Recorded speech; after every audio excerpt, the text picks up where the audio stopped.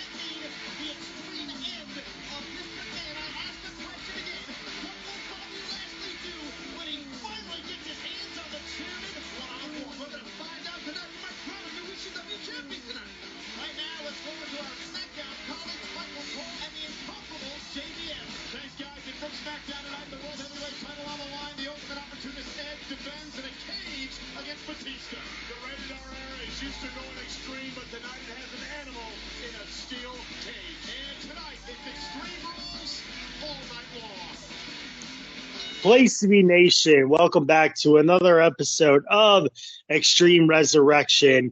I'm James Gruenberg alongside with Steve Riddle. And Steve, tonight we have a treat for the fans here, as well as we're going to be doing a watch along of One Night Stand 2007. We made it, Steve.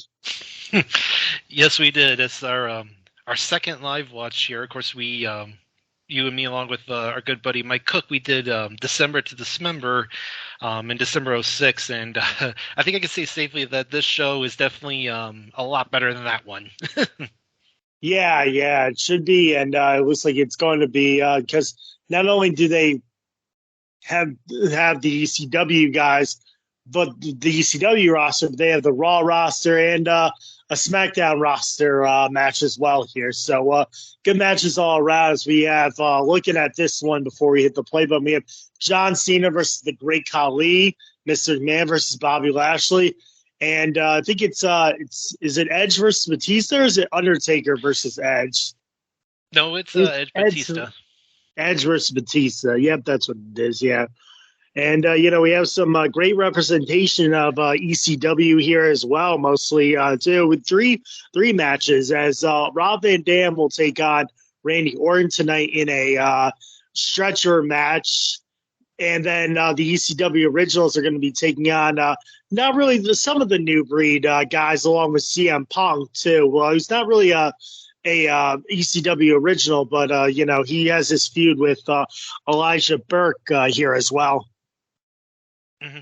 Yeah, so got that, and then like you said, Lashley and Vince for the ECW title. So some good representation there from ECW. Yep, yeah, they got more time than they had in like the WWE, like the other pay-per-views, like where it was just Judgment Day had just CM Punk and Elijah Burke representing there too. So with that in mind, we are going to count down from 3, 2, 1, and we will hit play. So in 3, 2, 1, play.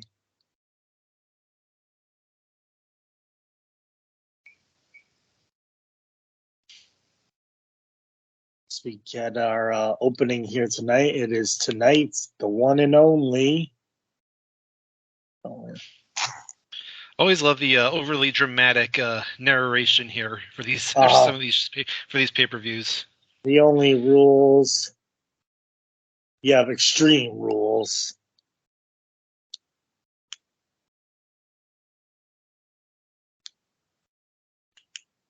We got Cena and Khali will be in a Falls Count Anywhere match. Oh yeah, that's what it is. So I thought they had the last man standing match here, but it's the one night's Falls Count Anywhere. Mm-hmm.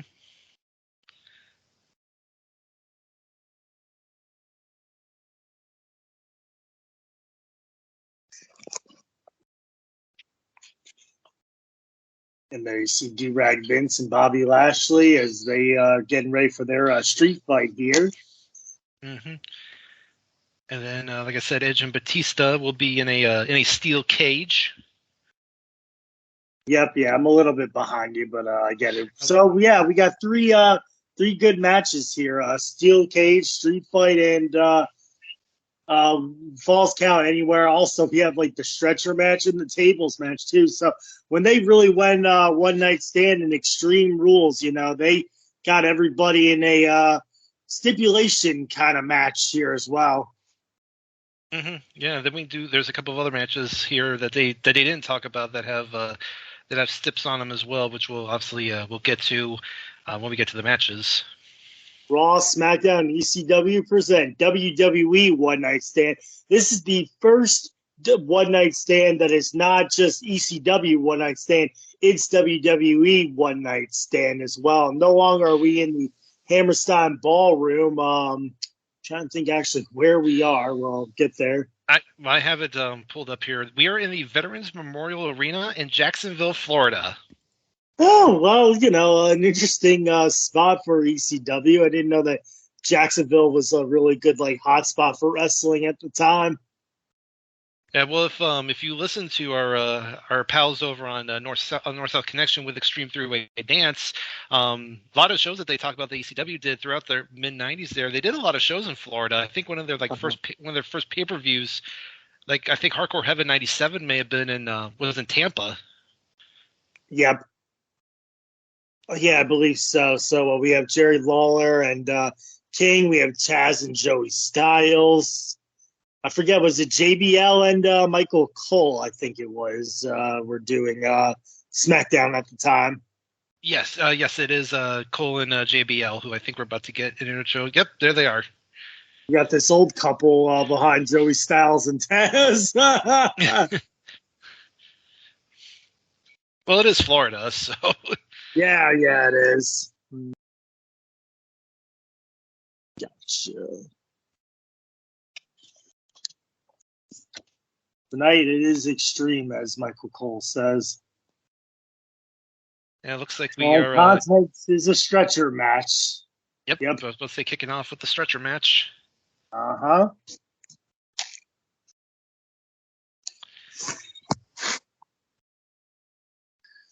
Like you said, the finish line is right there. Here comes Randy Orton. The last stretcher match until this point was between Brock Lesnar and the Big Show at Judgment Day 03, which can be found on, which was just covered, on the Ruthlessly Aggressive podcast on the North-South Connection, hosted by yours truly, Jacob Williams.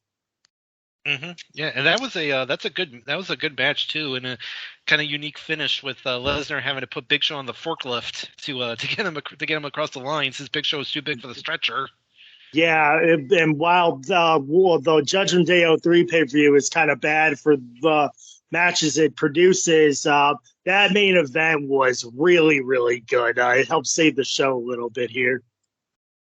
Gosh, 2007 Randy Orton, my gosh, only 3 years. Actually, no, he's like 5 years in. Yep, 5 years in. He has the World Heavyweight Championship around his waist in '04 at SummerSlam. And, he's just taking the world by storm. He has that face that you just want to, like, punch. Like, I always want to just be like, I hate you, Randy.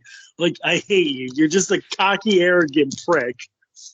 And this was, he was starting to really we were kind of starting to see the early stages of what we know as the Viper, the Apex Predator, because we're seeing the build up here. We saw what he did to Shawn Michaels back at Judgment Day, and now what he's done here to RVD, and it's something I think Orton needed, because if you remember around this time, he wasn't in a good spot, at least in terms of backstage. I think.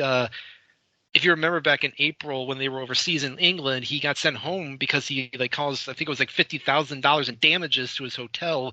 So I remember at least the big scuttlebutt around the internet was that they were going to release him after Backlash. He was going to take the pin in that 4-way. It was him, Edge, Shawn, and Cena. He was going to take the pin, and then he was going to get let go. And my God, I don't remember that. I just remember that he failed the drug test back in '06 when they were cracking down after Eddie. And I know that he's had a lot of problems with drugs and just like his character and attitude and stuff too. So a lot of growing up Randy Orton had to do, and thank God he did it. Yeah, at the end of the day, I don't think they ever were going to let him go because they didn't want to risk him going straight to TNA, so they also didn't want that. And we should actually make an interesting note here. This is going to be the last time, at least in terms of our podcast, that we're going to talk about Rob Van Dam.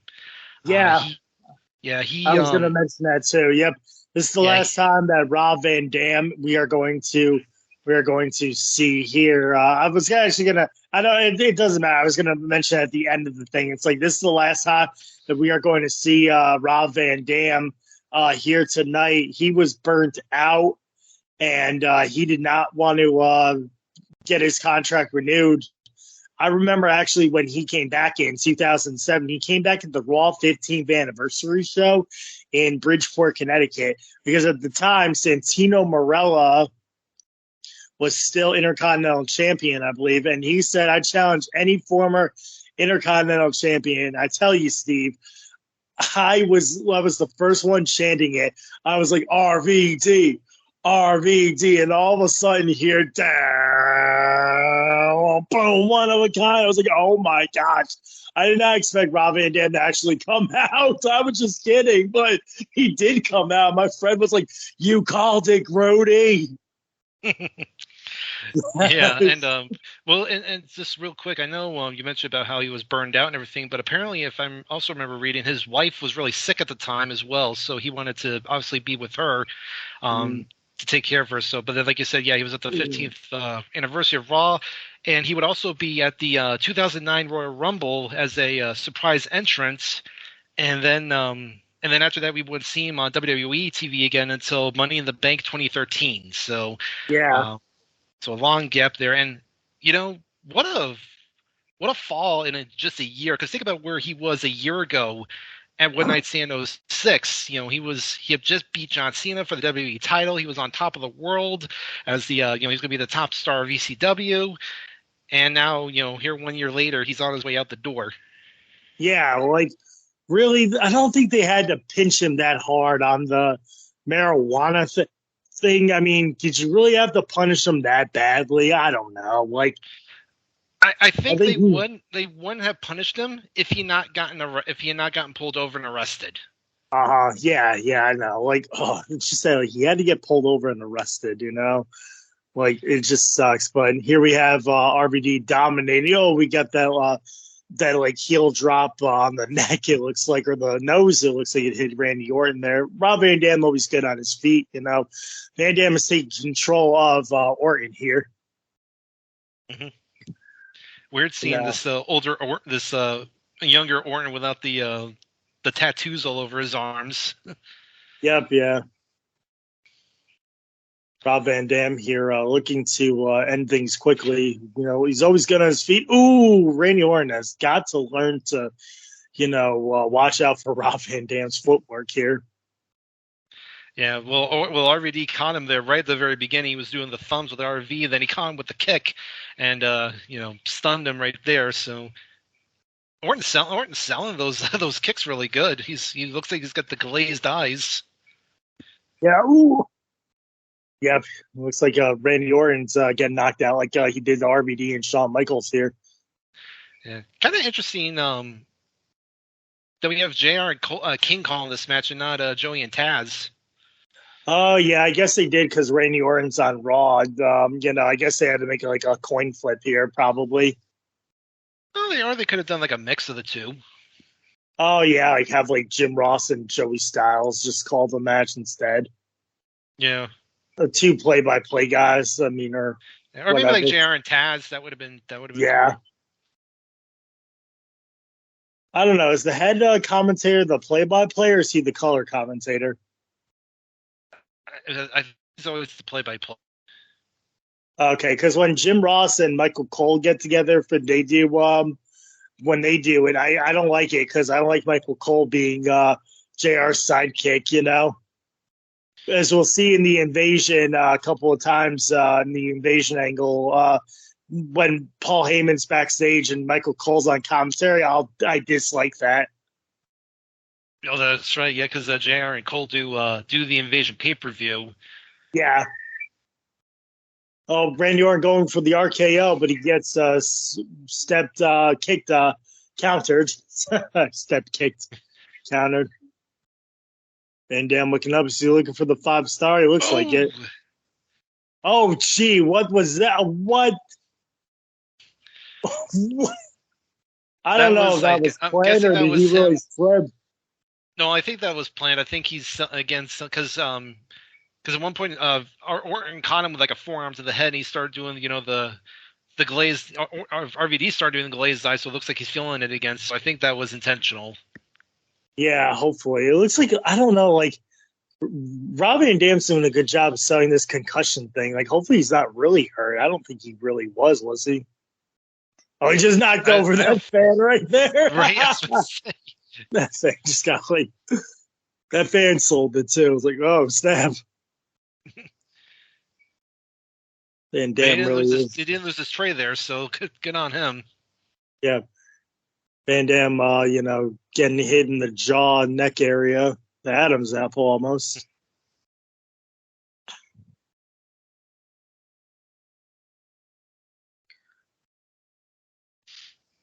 Gets him back in the ring. Why not just put him on the stretcher and get it going, Orton? He wants to punish him. Oh, nice standing drop kick. Randy Orton had probably one of the top 5 best drop kicks. Mm-hmm. Yeah, everyone said Hardcore Holly had the best drop kick. Well, he does have a really good drop kick. Mm-hmm. Randy Orton is just stalking RVD. Now I believe this is around here where he started incorporating the Garvin Stomp into his arsenal. Well, Rob Van Dam wanted this matchup here. It was concussion or no concussion. As we saw on the last ECW when Randy Orton took out Tommy Dreamer as well. Mm-hmm. Oh, knee to the head.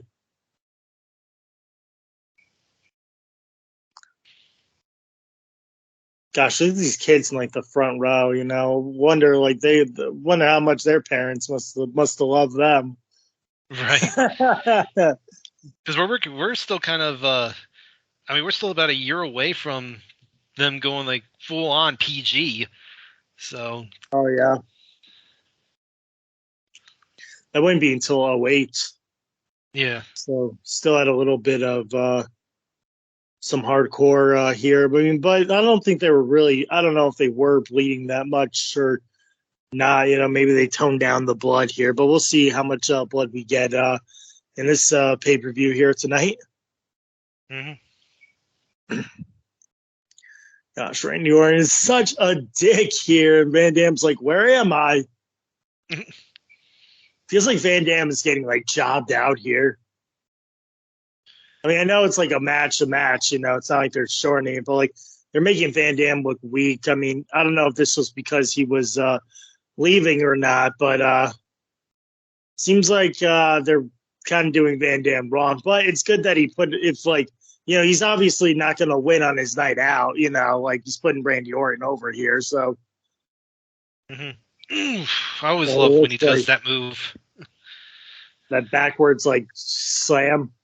Yeah, that like backbreaker into the neck breaker. Yeah.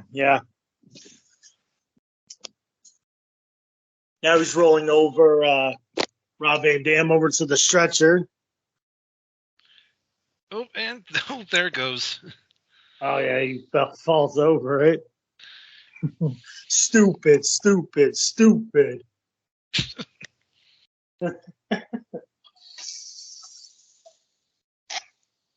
Oop. Van Dam getting that kick in.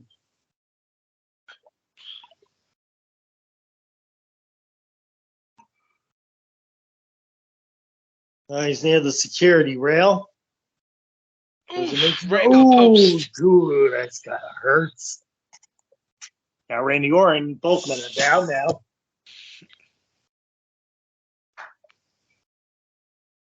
Did Orton always have his name on the back of his tights? I think so. Even in when he debuted in 02, when he had like those like blue tights, I think he had his name on the back there as well. Yeah.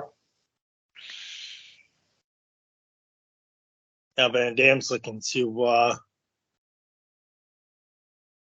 finish Orton over here. He's putting him out.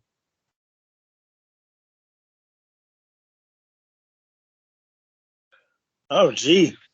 Randy Orton looks dazed and confused here as well.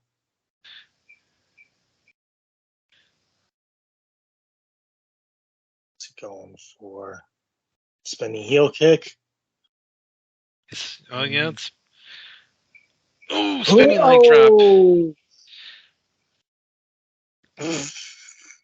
And it tips over again. I just did an episode of JT and Ryan's Excellent Adventure that is coming out soon. I think it'll drop in like a week or so. We did the first confidential episode because it was like a episode. It was like they're doing a series of first, so I picked the first confidential episode, which goes with Logan, who picked the first Velocity episode. So the first Velocity episode aired, and then the first confidential episode aired right after it. They did a coverage on Rob Van Dam's airbrush artist, like this guy who does like Rob Van Dam's like paintwork on his wrestling gear. And he did a lot of cool colors, like all of his like like things. They showed like all of his body, all of his like artwork, and like it is cool like what they did with him. And I think he's signaling for the Rolling Thunder here. I always like the Rolling Thunder. Oh boy, nice counter! What a counter! That I was expecting him to do an RKO out of nowhere. I thought so too, but no, kind of now Van Dam just goes back into that like one move, Rob. Come on.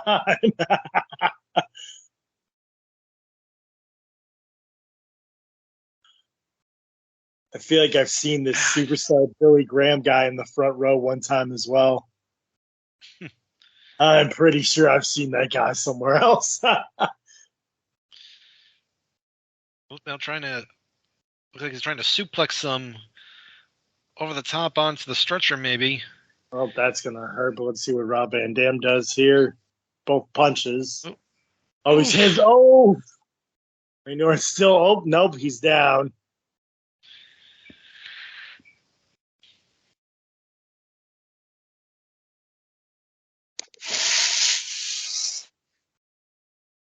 Yeah, Rob Van Dam is back.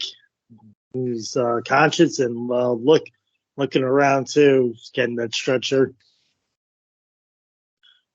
on top of his game. I still can't believe this is Rob Van Dam's last matchup here in WWE, his first run. Yeah. Can't believe they just gave up on him after that. The pullover stop, you know. Yeah, but I mean, And what's he going here? He's going airborne. Oh no! Oh, jeez. Sorry, wow.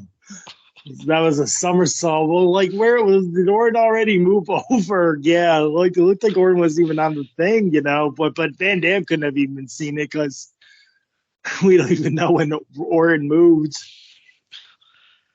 Yeah, and I think he was supposed to land on the stretcher, but he completely shot it. Oh, well, Orton kind of pushed it out of the way.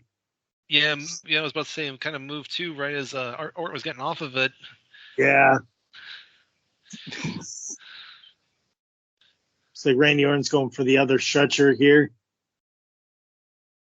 Amazing leap. That was an amazing leap. You know, I've been reading some articles too. It looks like WWE at this point has given up on Matt Riddle as well, you know, with the failed drug test, and him getting suspended, but also like his I guess like the bad publicity that Riddle has gotten outside of the ring is kind of costing him. Yeah, it's a shame because he was, you know, he and Orton were so good as RK Bro, but then after Orton got hurt, it's just like Riddle just kind of fell by the wayside. He had that good feud with Rollins, but then after that, like you said, he got taken off TV, and now he just seems to kind of just be floating aimlessly from almost like he's trying to find a new partner to replace Orton. Yeah, it's like a fresh coat of paint, as they say, or a fresh paint of coats. Yeah, so now Van Dam trying to fight out of it. You know, your partner, your opponent at this matchup doesn't even have to be. Well, now they are like unconscious too, but you just have to get it over. And jeez, dang, RVD wins. You know, I can't believe it. I thought Orton went over, but they give Rob Van Dam the win here. So your winner is Rob Van Dam. I give this. I'll go 2 3/4.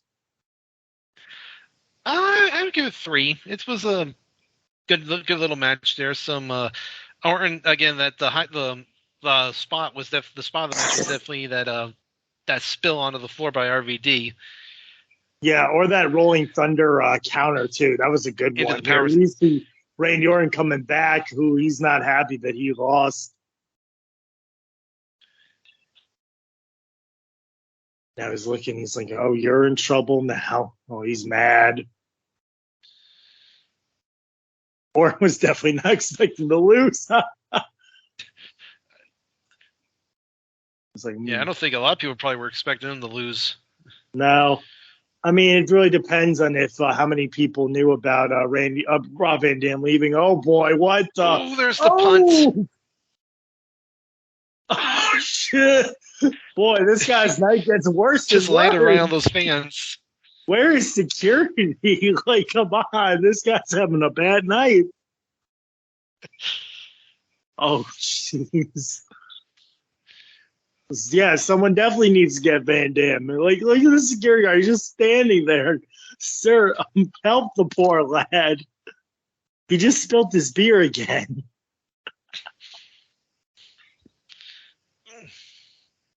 Van Dam's like, how long do I have to lay here for? I want to go home. Come on, Rob.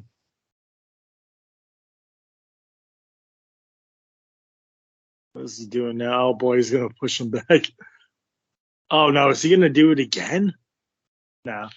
No, I think he's going to do something even worse. Oh, boy. Is this the DDT? Oh, it looks like he's going to do the DDT. Ooh, shoot. It's like he's like, he's in trouble. Oh! Oh! He spiked him, too. Spiked him, man. Oof.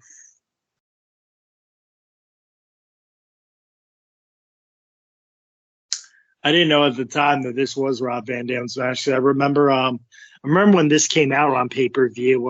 It was like, I don't think, was it Memorial Day weekend? Like, when was this pay-per-view exactly?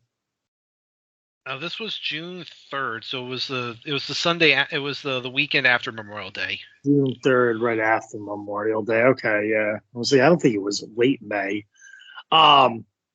But I remember like when this pay-per-view was coming about, and I didn't know that this was the end of Rob Van Dam right here. I just thought he was just injured, and he's like, "He'll be back." It's like, no, he's not coming back. It's like, what?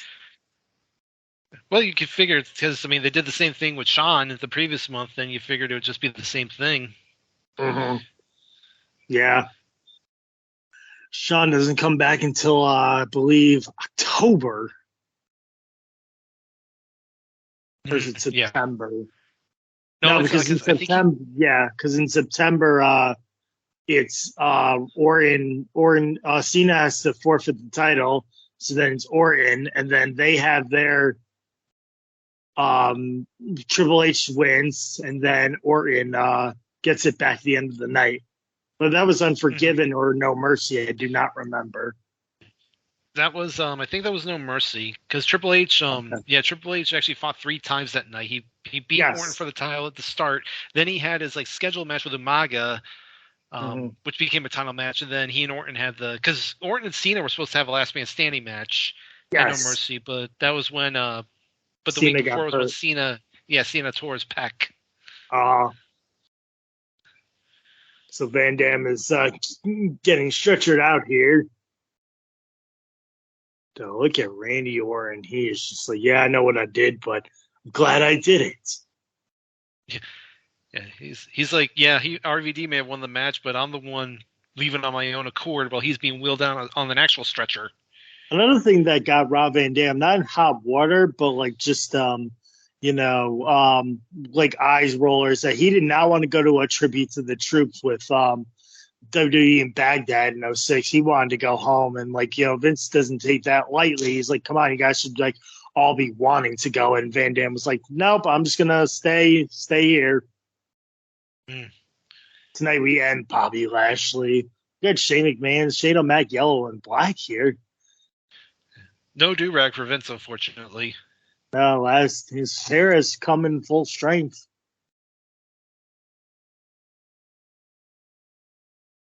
Now he says he's got a plan. Wants to share something with Shane. He's got an annoying feeling.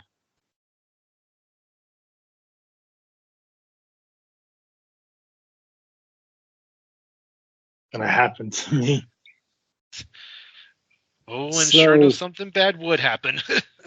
Yeah, a lot of things bad happen to Mr. McMahon. Yeah, this is going to be a rough month with some of the stuff, because everyone knows, what happens this month. So. Oh yeah. Small bulldozer, Umaga. So they're still using the. Vince is still using his resources of Shane Umaga here. An inkling feeling. Following contest is a 6-man tables match. So they got the ECW, talent out here early, Kind of interesting. They didn't want to go with somebody else. They went with the first, got the ECW guys out early. You think that's do you think that is good, or is that we really don't care about the ECW guys? No, I think it was good. I mean, RVD, even though he was clearly deposed at this point, he was still over. So yeah, but still, I guess being the curtain jerker, it was I'm already. Or the opening match. Here comes the fans. Those poor kids just got doused with beer.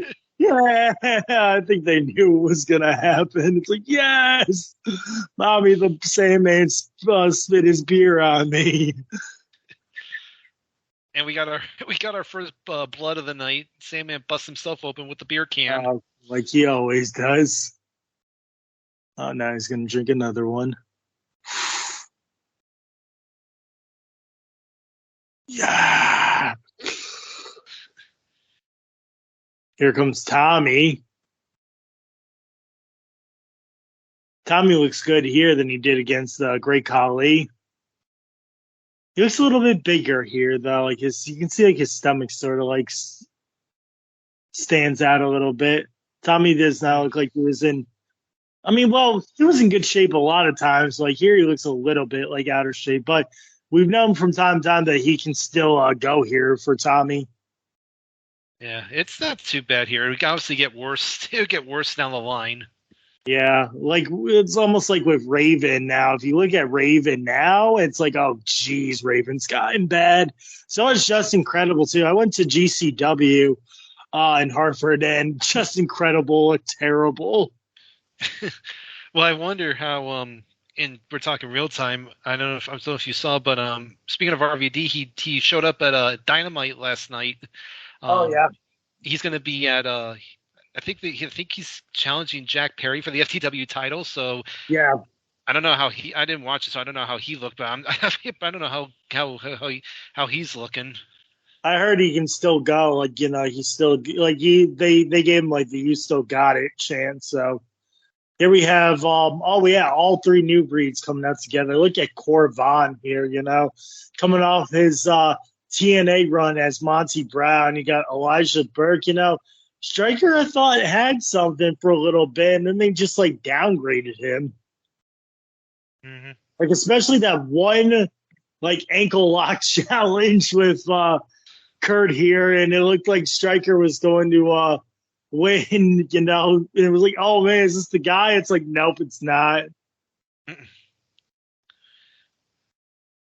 Oh yeah, CM Punk. Not being CM Punk in his not his prime, but he's still getting there basically. But we know that he can go in the ring. Corvon looks absolutely jacked, and Elijah Burke does put on a good performance here as well. Mm-hmm. Yeah, Corvon is looking fantastic. Mm-hmm. Mm-hmm. I don't know why they make you do tagging here if it's a tag team tables match. I did that on a SmackDown episode of during the Invasion time where it's the Hardys and the Dudley Boys in a tag team tables match, and you have to tag in and out. I don't understand that. If it's people are going through tables and there are no disqualifications. Right, yeah, just make it tornado style and just make it a wild brawl. I mean, it's going to like turn into that eventually because obviously the referee's going to break loose here. Mm-hmm. Dreamer not backing down from Corvon, but he gets distracted. Now Corvon goes to work. Ooh, nice double underhook suplex. Double underhook. I mean, everyone was trying to be like, not Goldberg, but like Goldberg lookalikes here. And Corvon, like, the way his tights are, the way, like, he's jacked up here. He's looking like Goldberg lookalike. Mm-hmm. But not with the black spandex, at least. Well, at this point, you figured he was probably, still in line for something as like one of the top heels on the brand. Yeah. Elijah Burke missing the new bulldog move. Oh, here comes Sandman. Here comes trouble. Ooh, a flapjack.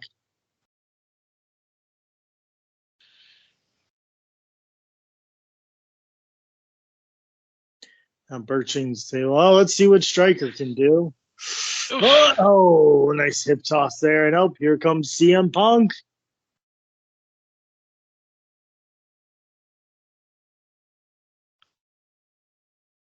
Ooh, another running knee and a bulldog there. Ooh. Oh, jeez. Yeah, oh, wow, that was a little too. What a What a snafu there. They like overdid it, yeah. man.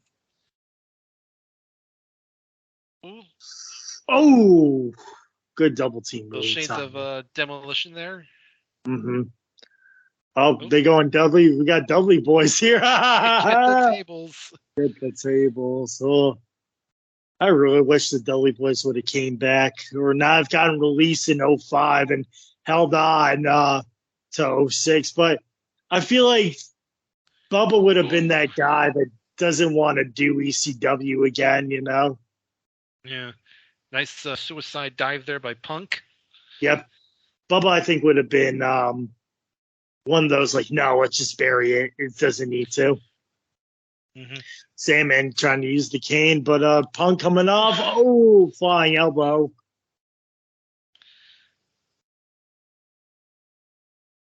Oh, Striker's in trouble. Hello. He's trying to plead him off. He thinks he got I away from think. it. Oh, I don't even think that was that hard. No, he love tapped him with that one. Well, tapped him, yeah. Table over there is a little flat. And of course, yes, someone's going through a table. Now it's no tagging. Oof. He missed the table there, pull it out of the way. Now it looks like the new breed's got the upper hand. That the legs of that table are broken off, so they're gonna need to yeah, Burke's got the right idea of getting a new one. Mhm. Yeah, Corvan looks like he should have had some. We'll see if he gets some ECW title shots here as well Mm-hmm. as the weeks go by. Because, again, we're on a. After this is the draft, so we'll see where everybody ends up. Nice power slam by the Alpha Male. Oh, Oh, nice move by Burke. Gosh. You forgot how good these guys were, Like, if we're trying to make new talent here, Burke and Corvan, like they had like the possibilities. Oh yeah, definitely. I mean, both guys could work. Both guys could talk. Both guys had charisma. But again, well, I mean, I think Corvan asked for his release, or like, yeah, he asked for his release because he had personal issues with his like family and all. But like, what could have been, and then Elijah Burke just kind of fell off. Like it feels like that. But we'll see what happens. Forget how everything ends. Oh, Dreamer saving Punk there. Yep, double clothesline, and now the originals are back on top.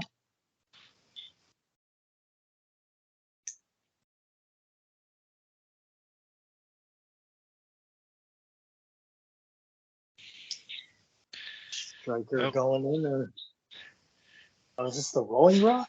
No. Oh no! Oh, wow!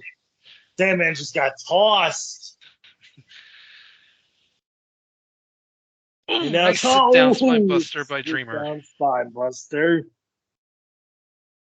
Oh wow! Oh, that's nice and Seguri there by Punk. Yeah. Now Corvan's in the ring now. Power bomb. See if he goes for that body breaker here. He's looked the best so far in this match. Uh-huh. Would you say him and Punk, or is like him and Burke, or is he just a loner here? I'd actually say Corvan even more than Punk or Burke. Okay. I would too. I mean, Punk's gotten his like offense in, but Corvan is just like laying out everybody. Let's see what happens here. What does Corvan want to do? Gonna go for an elbow. Just gonna go for a splash. No. Oh. Yeah, Sammy's not soft on those shots. Nope. Oh. Gosh, that's gotta hurt. Oh boy, what is going on here? Pile? No way. I thought that would have been. Oh, gee, I thought that would have been banned by now. Like nobody could have done the pile driver. Uh-oh. Surprise! Oh boy, what is going to happen? No, Superplex, that's suplex! it. Oh, ding, ding, ding! Is it over? It is. Yep.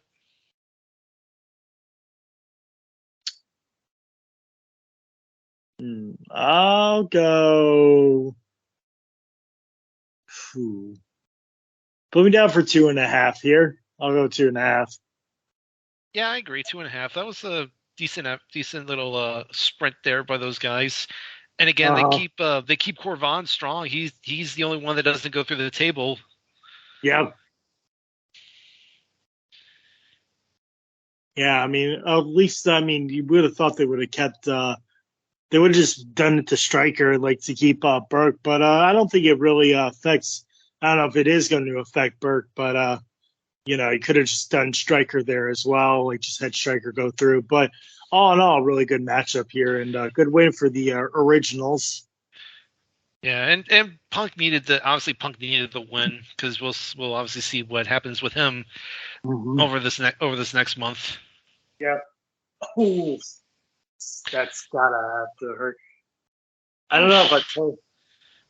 Oh yeah, it's great suplex here. I don't know if I ever told you this, but so my mom's friend from her high school days, she is Captain Lou Albano's like distant niece or something.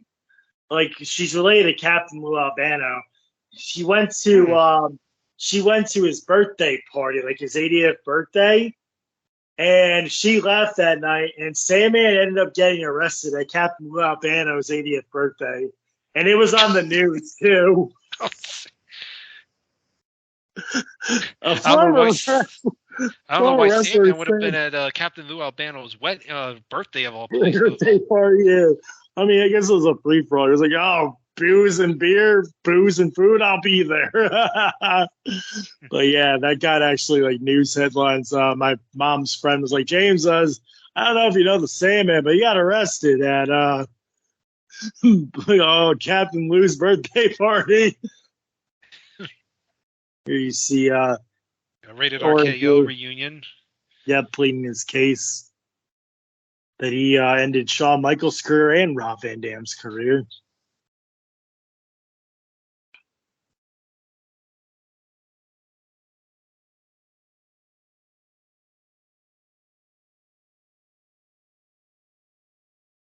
So he says he's going to go after Edge in the world title if he gets drafted to SmackDown. Forgot was the world title on Raw here? Yeah. No, world title was on SmackDown because Edge is the champion. Gotcha. Orton's on Raw. So he's looking to get drafted or traded to SmackDown so he can go after Edge. That's what it is. Mm-hmm. Got Jim Ross and looks like Stone Cold with his soda on the back behind him. Yeah. It's like Stone Cold over there. Stone Cold over there with hair, actually. Bigger. It's like, yeah. What is he doing? I don't know. Look at me, I'm on TV. I don't know what he has in his hand, but I think it's a poster. Okay. Oh, I thought he was going to pick his nose there for a minute. I don't know. I think that kid had something there. Yeah, the World Tag Team Championship. Okay. In a ladder match. Oh, it's the ladder match. Oh, I think this is the Hardy Boys versus World's Greatest Tag Team. Cade and Lance. Oh, really? Oh, I thought this was Garrison Cade versus Garrison Cade and no, Lance Cade and Trevor Murdoch. Garrison Cade, what the fudge? That was his whole name. Yeah. No, they fought. They fought Cade and Murdoch back at Backlash and at Judgment Day. Gotcha. And they faced and I think they'll face him again at Night of Champions. But yeah, they get World's Greatest here. Oh, okay. Because I kind of remember, I believe it was the it's Hardcore Holly and Cody Rhodes beat them at the Raw 15th anniversary show. They beat Cade and Murdoch, actually. Yeah, I'm not mistaken. Yeah, these are some interesting outfits here for the Hardys. They were going all emo. Yeah. I remember it was the night after SummerSlam when Jeff Hardy came back, and that was a surprise. Mm-hmm. Jeff Hardy looking to get back into AEW, but those doesn't look like that's going to happen anytime soon because they're in Canada, and Jeff Hardy cannot go to Canada. Hmm. That's what alcohol and breaking the law does to you, kids. It gets you banned from other countries. Mm-hmm. Shelton Benjamin's outfit here. Looks like he is going like boy band retro.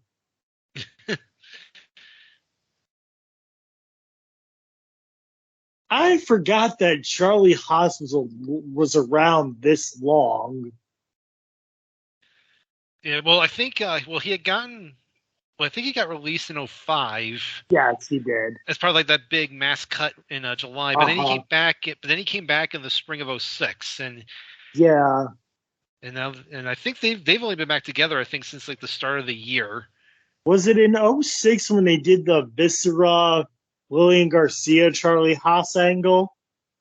Yes, it was. That's what it was, yeah. And then Viscera ends up leaving with the Godfather's hose. I think that was that Night of Champions or a Vengeance '06. It might have been that. I forget. But I I remember think that so. one. Yeah. Yep. Yeah. Because they covered that on Wrestling Chicken Salad not too long ago. Mm-hmm. You can also find the Place to Be Nation Wrestling Network. Look, this is kind of a low key dream match. Mm-hmm. Oh, yeah. I mean, get the Hardy Boys and then, World's Greatest Tag Team. World's Greatest Tag Team, was with Los versus like Los Guerreros and Edge and Rey Mysterio and all those guys, too. So this must be a huge dream match to have if you're Charlie Haas and Shelton Benjamin to be going up against the Hardy Boys. Mm-hmm. Yeah, this little tag run here the Hardys had in like the spring of 07 was I think kind of you don't think about it as much in their history, but it's been they had a hell of a run so far. No, because didn't they beat Shawn Michaels and John Cena for the tag team titles? Actually, was it? It was. I Them? think it was like a. It was a. Well, it was a. I think what happened was Cena and Michaels got put in a battle royal with like 9 other teams, which they won, and then they had to do another battle royal with 9 more teams. And during the match, Shawn eliminated Cena to get them out, and then it came down to the Hardys and Kane and Murdoch, and that's how the Hardys won the titles, and that led to the feud with them. Gotcha. Just fake out there by the Hardys. Yep. There's double drop kicks there.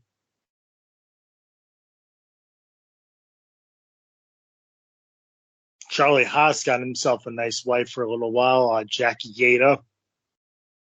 She is actually not in TNA at this time. She's gone, and they just got done with that too. She's gone in 06 because she was pregnant with her first child there, and then she just never came back.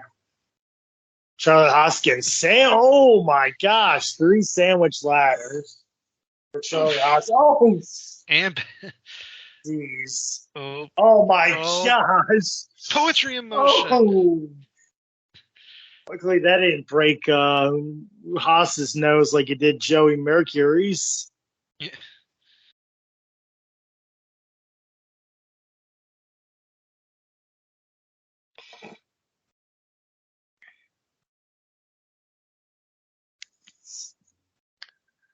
And the Hardy Boys were always the masters of the ladders, whereas Edge and Christian were masters of the chairs, and the Dudley Boys were the table masters. Combined it all together. Yep. Now Jeff just gonna. Oh no, Jeff is reaching for the. Looks like it's way lower than you would expect. Like the belt placement.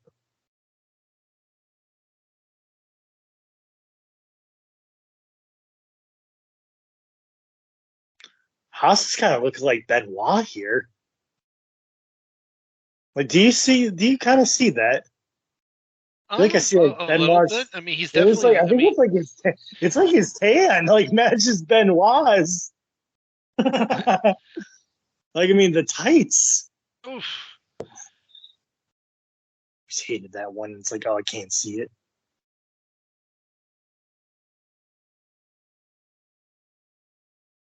Remember when Shelton Benjamin would have his mama come out, Mama Benjamin? Yeah, that was. I That don't say it was was his low point, ridiculous. but it was definitely not a. It Not a wasn't good. that not that good. No. And then Shelton Benjamin, like, you know how Kofi Kingston always had the Royal Rumble where it's like, oh, what does Kofi catch himself on here? You know, Shelton Benjamin always took the big fall at the Money in the Bank, or at least tried to outdo himself at every WrestleMania Money in the Bank match. Yeah, he was kind of the low key MVP there for those early Money in the Bank matches. Yeah, especially his fall at I think it was at WrestleMania 24. Like he just goes crashing into ladders, and you just see Carlito look like, Oh. is that supposed to happen? Meanwhile, Matt just took a stiff back suplex on that one bridge ladder. That has gotta hurt, you know. Like ladders sting and they hurts. So it seems like every matchup had like a stipulation. So far, we've had the stretcher match, we've had the tables match. Now we have our ladders match here. What is this? Oof. Oh wow! Backward slingshot. It looks like to hold. Yeah, looked like they got tangled up there a little bit, trying to flip him over though. Yeah, I don't think they really thought this one through.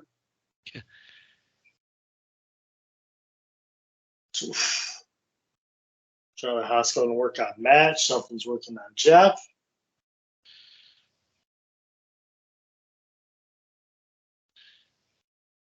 Now they're going to the top. And you're right. The belts do look like they're a little bit lower than they normally would be because they're Yeah. not going up like to those higher rungs of the ladder. Oof! Shelton almost landed on his head there. Mm-hmm. Oof. Jeff Hardy goes into the ladder.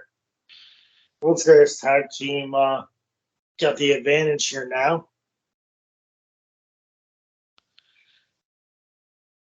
I mean, they were a great tag team for a while, you know, not the world's greatest tag team, but they gave a run for their money. I always liked their I always liked the when Charlie Haas over the shoulder sort of jump, you know, like that jump that Shelton would do over Charlie Haas or vice versa. It'd be like Haas would have him over his leg, and then Shelton would jump over like onto the shoulders or something. I forget what it was, but you know what jump I'm talking about, right? Yeah. That's what made them unique. I mean, they're both amateur wrestlers, you know, they have like college wrestling levels. What was it? Seton Hall and Seton Hall was Charlie, and I think University of Minnesota was Shelton because he was the Minnesota wrestling coach. Yeah, he was there when Brock was there. Yeah. Uh-oh. Oh. Oh. Try to do the Oh, jeez. That's how you throw somebody over. Yeah, they were trying to do the teeter-totter spot to the Hardys that they did to Joey Mercury to bust his nose. Jeez. Oh!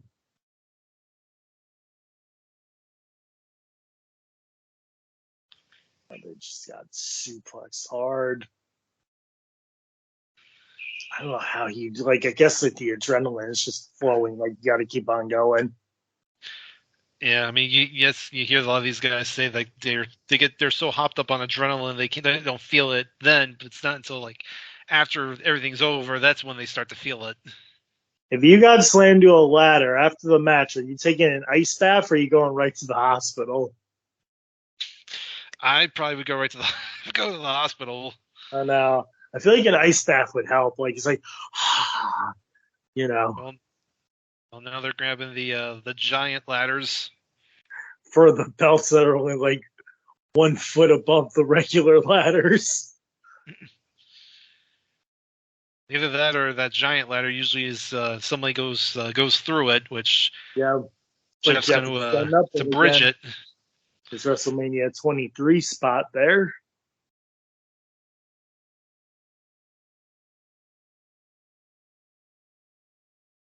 I don't think Michael Cole and JBL have had the match yet.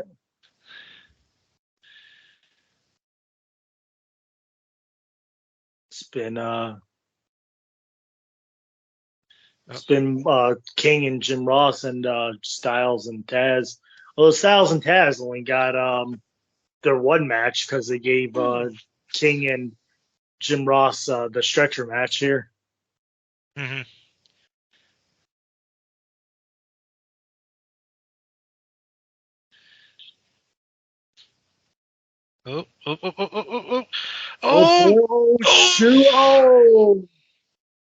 Oh man.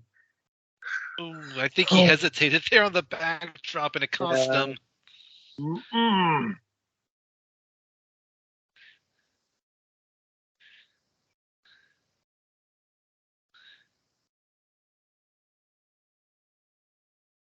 Last time we saw the Hardy Boys was on December to Dismember. Actually, no, we saw them in that little tag team match before WrestleMania 23.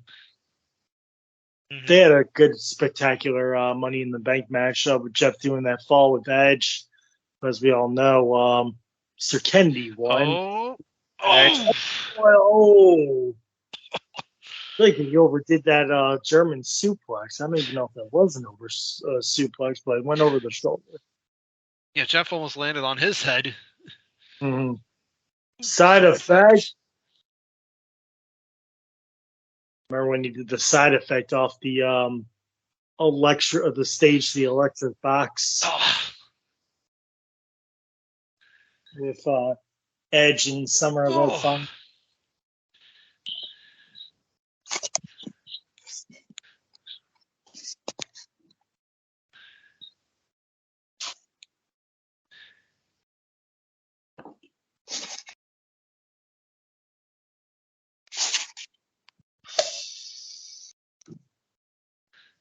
Hardy is going up to get the title. Oh.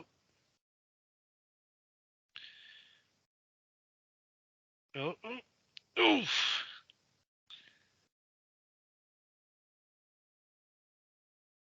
Now it looks like Charlie Haas and Benjamin are making their move.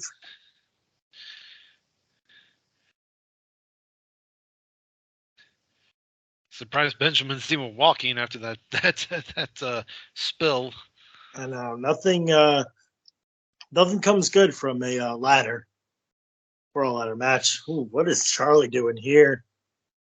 He's trying to set the ledge. Yeah, that's not gonna work. So gotta switch it now. I think he's trying to sand wedge the feet with the ladder steps. T-bone.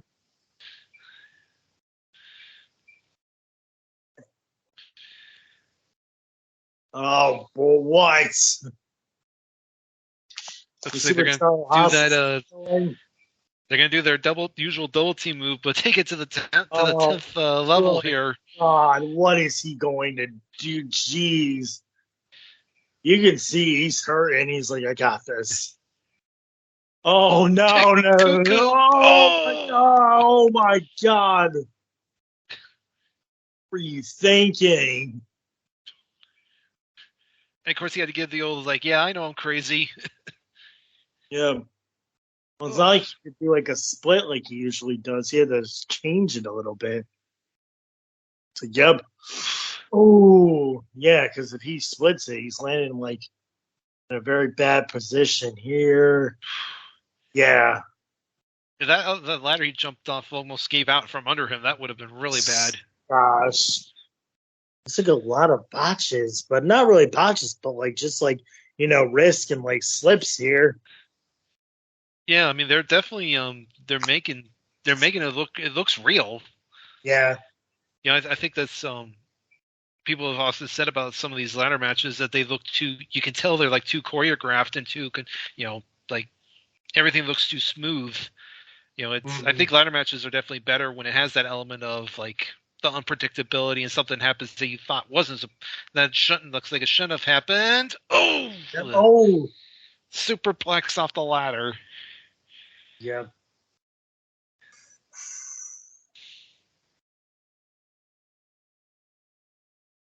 Ooh, he looks like he's in pain. Oof.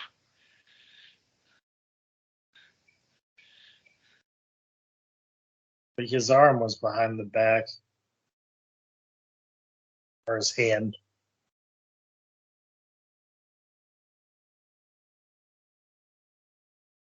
I feel like no matter who it is, the Hardy Boys always make people look good with ladder matches.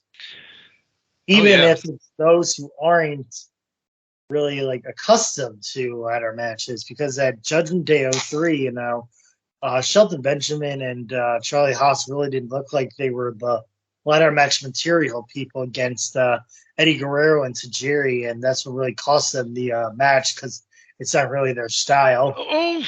Oh, jeez. He really. He made it work.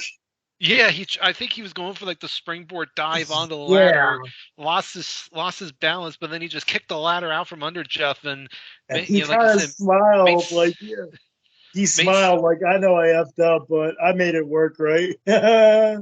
made something out of nothing. Yeah, I don't know if it's their sweat or something, but it's something that's really causing them to, you know, let's see it. Like, oh, it must have been slippery. Well, his one foot looked like he didn't have it set properly either, so that's, you know, that I think also didn't help. He's using it as a battering ram. Ladder. Shelton's almost got his hands in the titles. He did have his hands in the titles. Oh! Oof. Oh, jeez.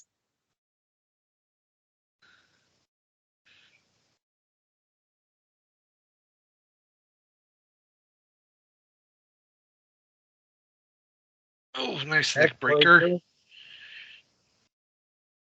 Tommy's finishing move.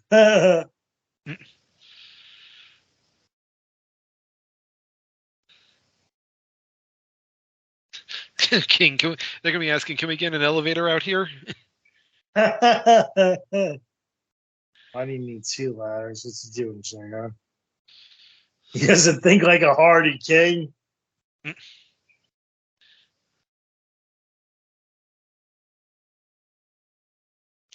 think Jeff Hardy's best match is with The Undertaker at that ladder match. That Raw.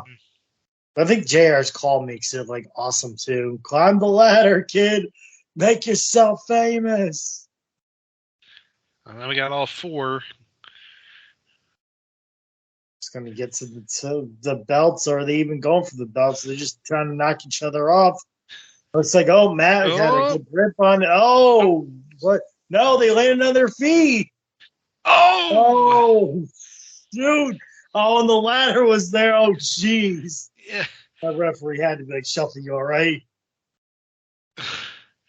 And now Matt's going on top of the ladder. Jeff is going Swanton. If they showed the replay, I want to see what Shelton did because that looked brutal as well. And he's got it. Yep, they got him. There they go. Hardy's retained. Oh, my. I'll go 3 1/4. Screw it. I'm going 4. That was really fun. Yeah, it was. Hardy Boys retained here. You know, Shelton and Charlie did better in this one, better in this ladder match than they did at Judgment Day 03. Yeah, they're definitely, all 4 guys are going to be sore tomorrow. I mean, I guess Shelton has had more experience since he's been the Money in the Bank ever since, you know? Mm-hmm. So he's gotten a taste of the ladder. But tonight was the Hardy Boys night. Oh, I wish they would have showed that replay of, you know, Shelton going over the top. Because that was extreme. Was extreme. Extraordinary combination.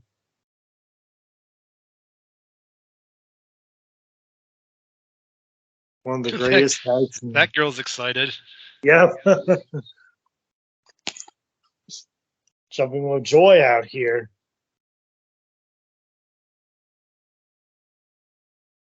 I'll go 3.5. Yeah. Well, here's some highlights. Oh, the backdrop. He's like, I know I'm crazy, man. Oof. Oh, here it is. Here it is. So here he goes. Oh, jeez. He literally had like to jump off the ladder over the top and barely made it over the top rope to get to crash through that ladder. Jeez, this is bad. Like, that's why this stuff is dangerous at sometimes. You know, all the choreographing, you can say whatever you want, the choreograph, but nothing goes right a lot sometimes. Mm-hmm. And here we have the great Khali. With Ranjan Singh. Ranjan Singh. Look at that giant hand. It's like he ate half the microphone already. All it says on my subtitles is foreign language. That's why he's got the interpreter with him. Yep. Oh, yeah, that's right.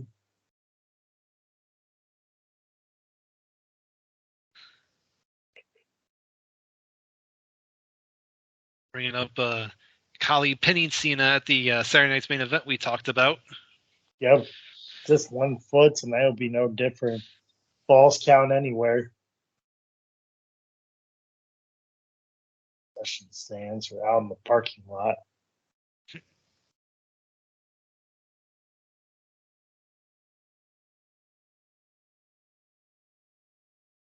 Would have been awesome if Khali was coming in as the WWE champion for this. Cena, like, you know, making another big stride against a big monster. I don't think Khali could have been trusted with the WWE title. No, I don't think so either. So now we're gonna have our first SmackDown match here. We got a lumberjack match. Let's see. Thrown right back in the ring. 12 lumberjacks. Here they come. Let's see who we got. We got here's Chris Benoit. His final pay-per-view, which we'll obviously talk about. Oh, yeah. Is he in the match or is he a lumberjack? He's a lumberjack. Val Venus. I remember this was like Val's last leg here.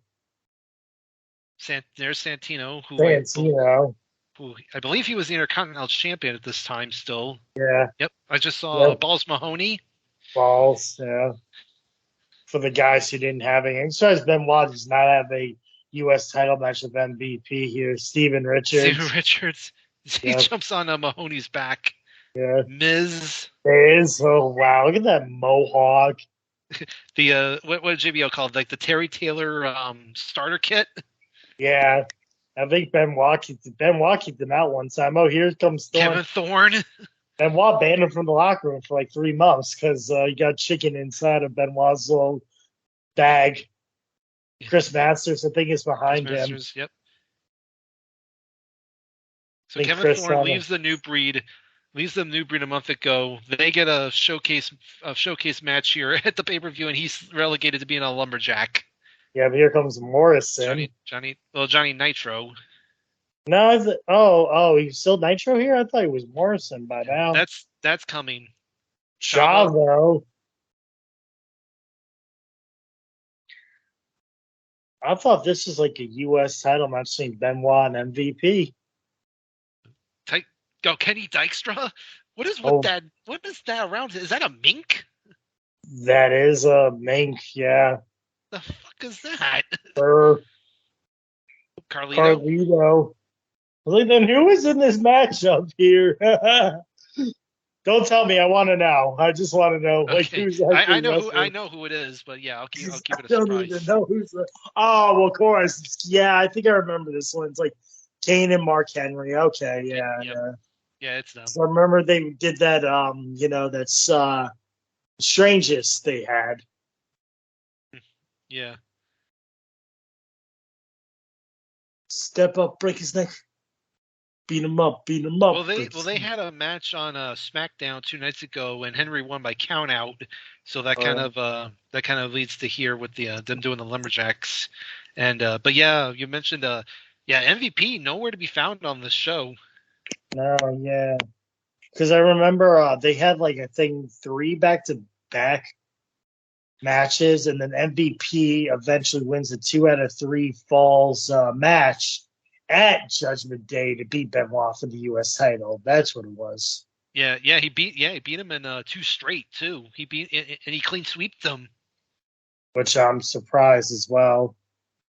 I mean, well, they clearly had something for Benoit, if everything went according to plan, Yeah, we'll touch on that here in these next couple of episodes. Yeah, you see Chris Benoit is like, I want a piece of the action too. Now Venus definitely on his last legs. Yeah, I forgot he was still here at this point. Yeah, he was like relegated to Sunday Night Heat mostly. Mm. There comes Kane. Kane loses the Great Khali at WrestleMania 23. Now he's here as well. I forgot that it wasn't Mark Henry in the strangest match. It was Umaga because Henry did the arm wrestling with Lashley against Lashley. Yeah, that's right. Yeah, because I had mentioned about the fact that these two have this match here, and yet they had no interaction at Saturday's main event. No.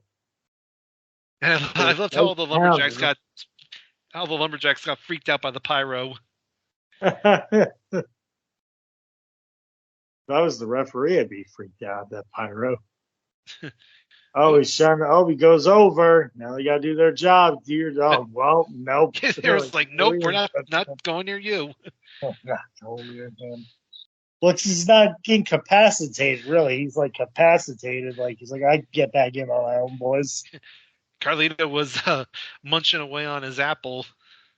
Uh-huh. 2 giants going at him here. Ooh, nice boot. Now Henry to the outside. Now they're going to try to get Henry in. But he's going to maul him off, basically. Nope. Get off of me.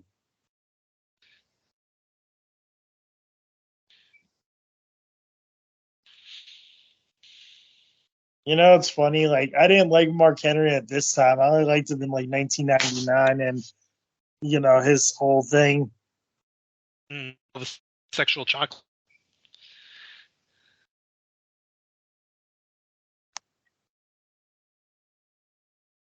Yep, yeah. Yeah, we'll see. This is Henry's about to go on. I think the longest stretch of his career where he doesn't where he like gets a decent little push and doesn't get hurt. No, yeah.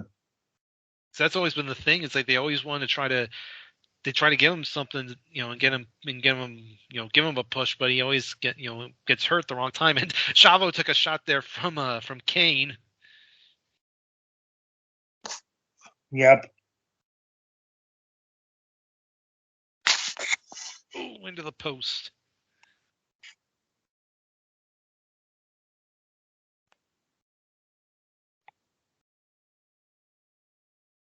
Yeah, I don't think they even have enough lumberjacks for this match. They should have gotten some more. No, yeah, I mean, what was the rest of the Raw crew doing?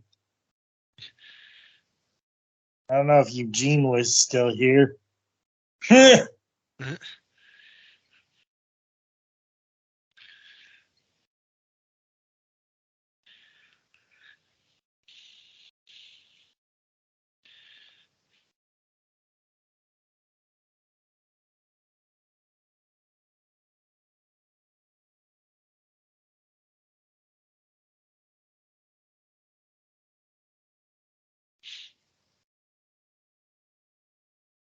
So Mark Henry's going to work on Kane here. 5 future Hall of Famers here in the WWE.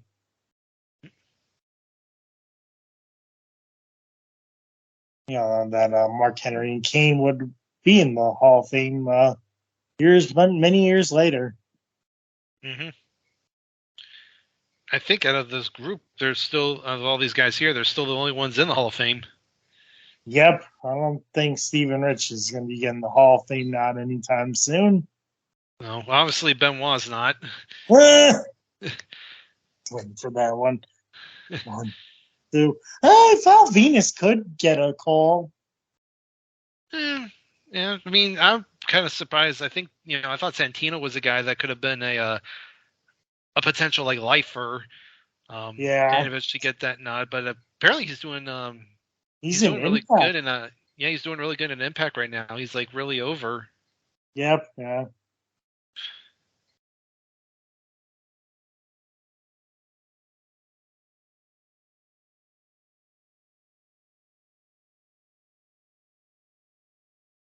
Oh, and actually, I'm sure Miz will be a future Hall of Famer. Yeah. But yeah, I think Val Venus did give a good Val Venus should be in the Hall of Fame. He's got a good he had a good gimmick, he had a good run. What was he, European champion one time? I thought he was Intercontinental champion one time, but He was. Yeah, he was always that kind of mid-card stalwart throughout the Attitude Era and even into the early Ruthless Aggression era. Yeah, even if he didn't win a lot of titles, he was still a. Oh yeah, he is an Intercontinental title because he lost it at SummerSlam 2000. That's what I remember. Mm-hmm. Yeah.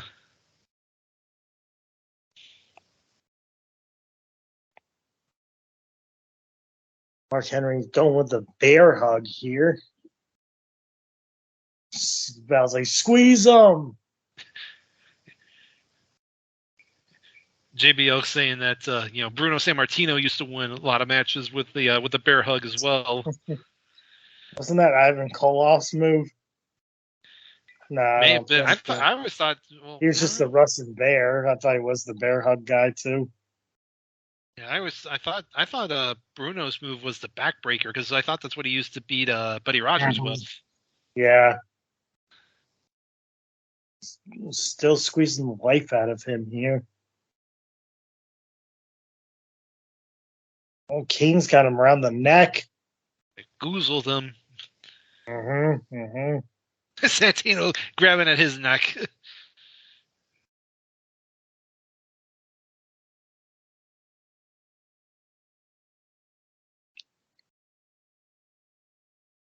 Gets out of it.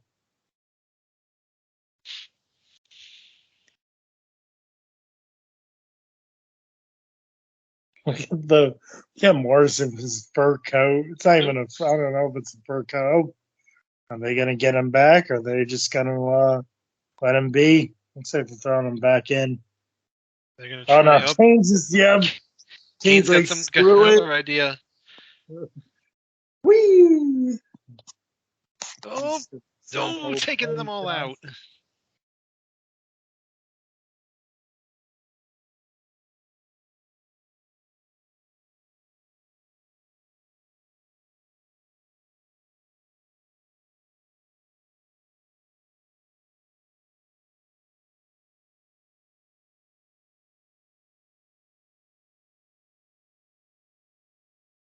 Oh, now all the bad guys are throwing them back in. Well, at least they threw him back in. They just didn't beat him up. Mm-hmm. Who would have thought that Chava would have been a lifer, a good guy for the Performance Center too? Surprised that deal kind of that fell apart. Chava's relationship with WWE. Yeah, kind of. He's a guy I'm kind of surprised never came back As a trainer, Yeah. Or Steven Richards to train as well. He could have been good, but yeah, Steven Richards now has not paralysis, but really bad back injuries, pain. And you see Kane going for the chokeslam with that flying out, Ooh, got some oh, he height on got that. him. Yeah, got some height on that one. And yep. Oh, now what are they now there doing? you go. Jeez. For well, what? It's no DQ. So. I know it's no DQ. I'm surprised you said these guys, 2 guys in. Kenny now getting one-handed. Oof. Carlito's like, oh man, you're not cool. Oh, now he's going for another bear hug. Again, he goes back to the bear hug. Like, you think this match has gotten a little slow? Yeah, it's starting to drag a bit. But I think we're almost. I think we're almost here at the end. I mean, I've been paying attention. I'm like, what are we doing? Like, it's gone bear hug, another bear hug.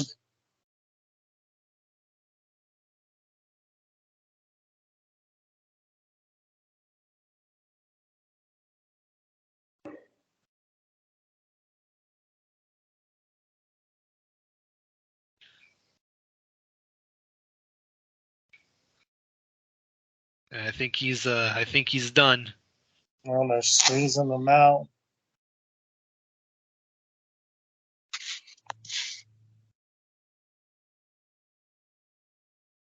That's it. That's it. He called it. Oh wow! Pass out because of the bear hug. Oof. Give me 2.5. I think I'm going star and a half. There are too many. Okay. Yeah, you know what? Give me 2 then. Yeah, I'll go a star. Give me 2 stars. Yeah, I think Henry relied on. I think after if Kane hit that choke slam on Dykstra, if Henry hit either the world's strongest slam or the big splash and had a better finish, I think I could have gotten it up to a 2. But yeah, too many bear hugs, and honestly, the Lumberjacks really didn't do much. Yeah, they were just out there for nothing. Like Benoit did not do anything as well. Yeah, he didn't do anything. I don't think Venus did anything. Or the Miz, it was just mostly Chavo and Kenny and Thorne. Out of all the Lumberjacks, and you don't even turn it into a huge brawl. Yeah, why didn't all the other Lumberjacks get in and like you said, trigger a brawl? Like the 2 alliance members that always start something. It's like Tommy Dreamer and Hugh Morris or somebody. Yeah.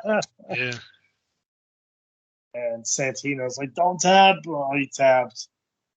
So Mark Henry wins.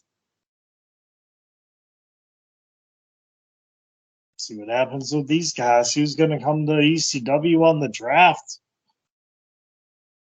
What a weird way to even talk about the draft on ECW. If you didn't watch the Raw, you would have thought that it was only you would be like, oh, why is Striker talking about a draft for it? Right. They don't said that on replay, but here you have the Hardys and the both teams literally in the same room getting worked on. Uh-huh.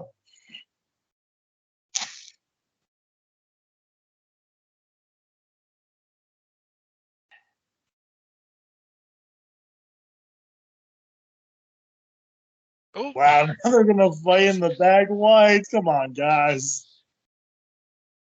Really, that wasn't enough.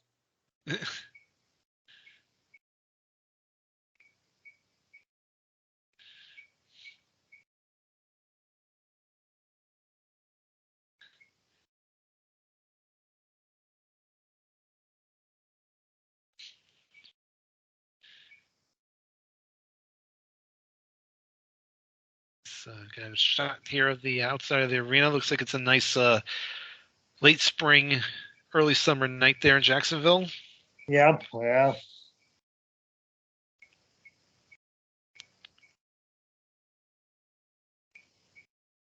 Oh, here we go. It's Lashley and Vince. Yeah, for the ECW World Title.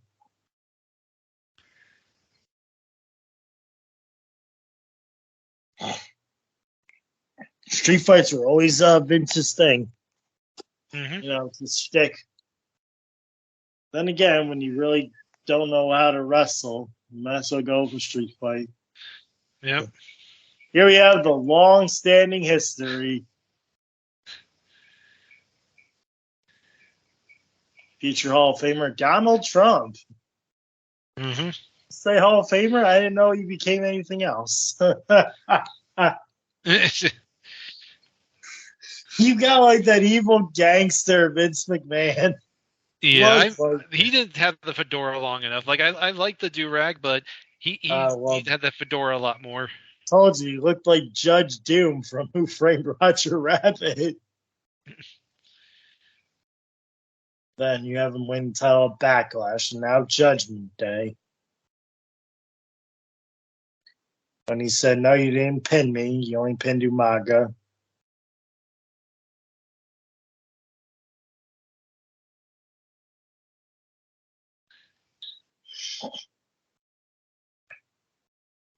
I mean, this was a good 3-chapter like storyline, or like a 4-chapter if you think about it. WrestleMania, Backlash, Judgment Day was a little, should we have finished it then? But now we're at like the home base for ECW. Yeah, I think everyone figured this would be the end, and that this was finally when Lashley gets his belt back. Yeah.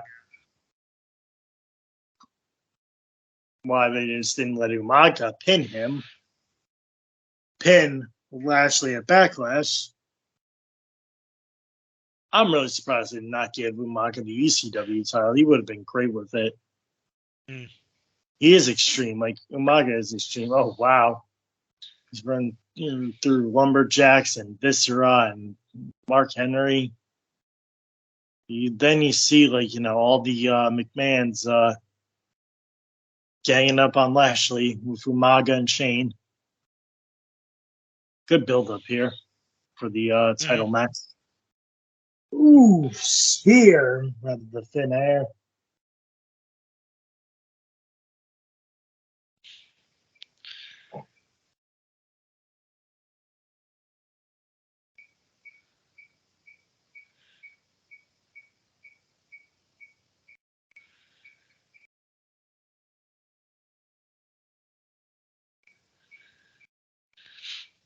Following contest scheduled one fall is a street fight for the ECW World Title.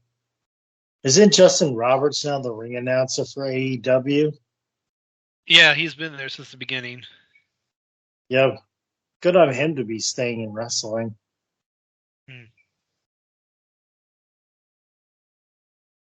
It took me a while to realize when I was watching TNA back in the day that David Penzer was the WCW ring announcer and was the TNA ring announcer too for the longest time.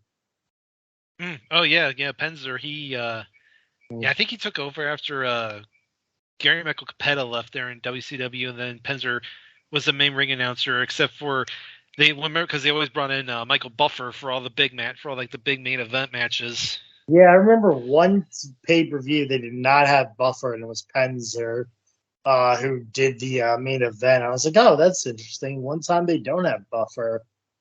Yeah, I mean, they brought Buffer. I mean, they were bringing Buffer in even in like 2000 into 2001 when they were even when they were still hemorrhaging money, they still found enough to pay him.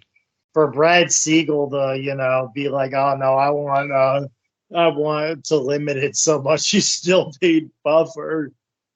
Did you watch that? Bash at the Beach, Dark Side of the Ring? I did. Yeah, it was an interesting watch. It was pretty much just Russo and Bischoff going back and forth about who was to blame for that. I actually kind of felt bad for Jarrett. He was, you knew he was the odd man out in that whole situation, and how you don't realize like how conflicted he felt there when he was told by Russo to lay down. He was just like a pawn in like the game of Hogan and Russo here. Now you have Lashley coming out.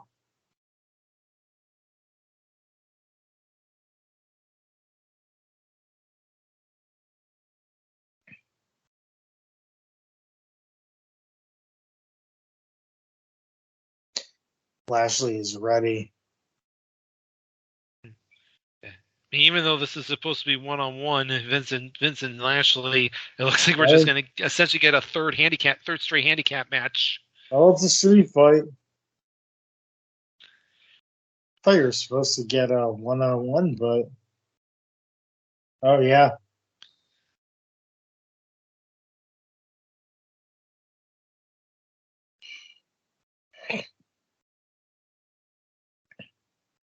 Nostradamus.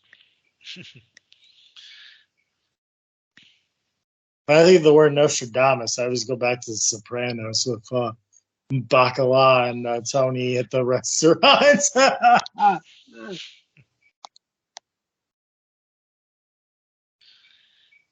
But no, I think they're backing off here. Oh no, well Shane's still there. Oh, two of them. Wait a second. Oh, that was a ball. Jeez. Oh, he tried to leap over onto Umaga, but he got hung up on the top rope. What is with people's feet here? Oh yeah, Shane. Don't ask him if he's all right after that bad botch. You just go after him. Did it oil? What was he doing? Oh, jeez. I think his mistake was holding the top rope, and when he dove, I think that's what threw him off. Bobby, man, don't do that. Clothesline, everybody. Oh.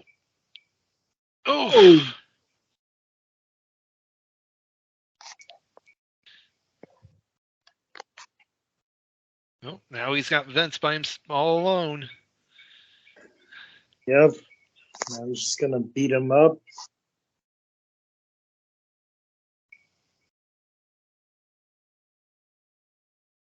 Oh.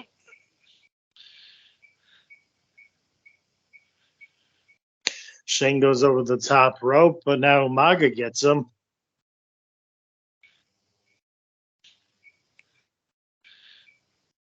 Oh, he missed it. Ooh. I always loved when Umaga did that bump. Yeah. Oh, Shane trying to come in with a chair, but he gets kicked in the stomach. Oh, boy. Now Lashley's got a chair.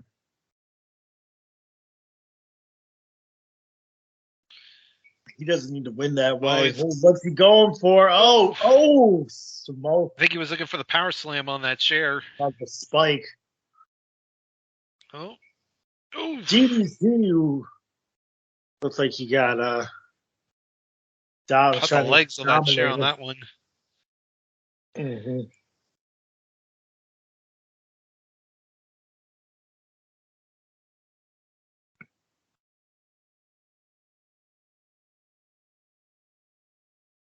Oh, Vince going with the clothesline. Shane Man always looks like a little kid in his jerseys. Yeah. Now we know that we recently found out that Shane still does not have the moves still, Mm-hmm. Do one leapfrog and it's over. Yeah, you tear your quad. Yep. That's welcoming yourself to the quad families. Yeah, because Shane towards quad, Vince towards quads, and Triple H towards quads. Yeah, and rounding out of the fourth is Mr. Kevin Nash.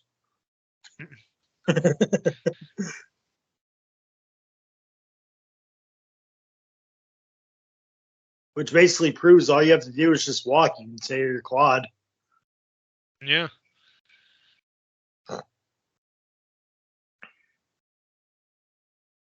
I'm surprised. I think Vince got so angry that that's what happened. His quads just exploded. All he wanted to do was go home. Now we have Mr. McMahon working on Lashley here.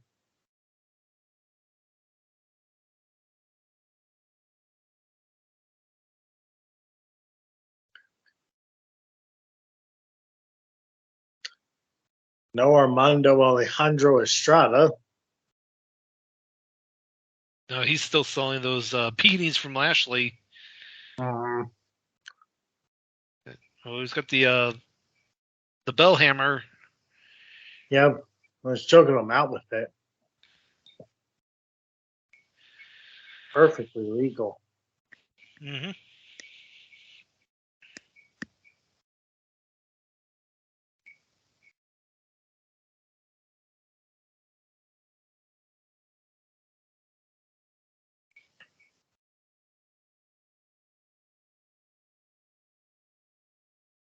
For a one-on-one match, even though it's a street fight, it really isn't one-on-one. But you knew that Vince couldn't go a whole a long matchup with without shenanigans. Mm. It's just not his style. It's got to be short where it's this, or we got to do these kind of spots where I'm not doing everything. Mm-hmm. Vince always has the best heel look when he's in the ring. Oh yeah, and like you said, his hair's growing back pretty good, and because it's only been 2 months since he got it shaved. Yep. I used to think that when you were bald, you were just bald forever. When I was little, because my uncle was just his hair never grew back. Samoan, was that the Samoan drop? Yeah. Samoan suplex. Yeah.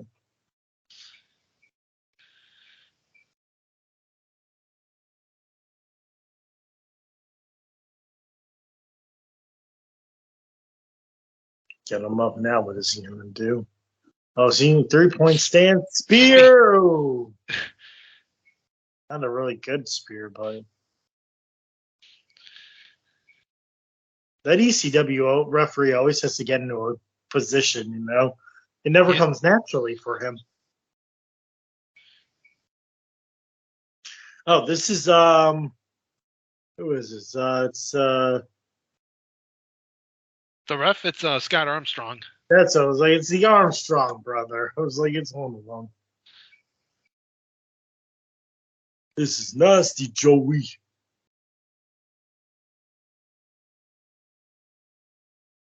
Yeah, we know it's legal.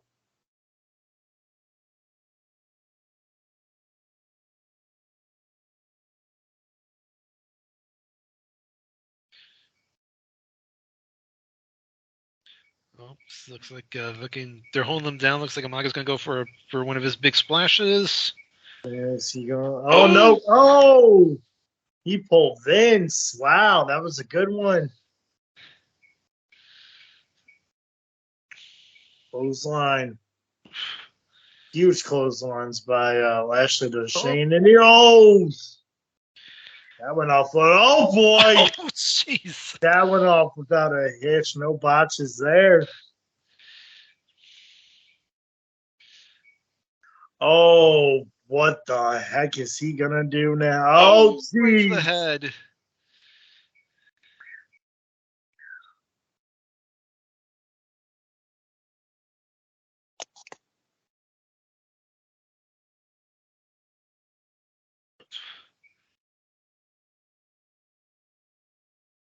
Oh, now he's just really beating him. Oh, jeez. Bending that chair all out of shape. Joey making up the rules.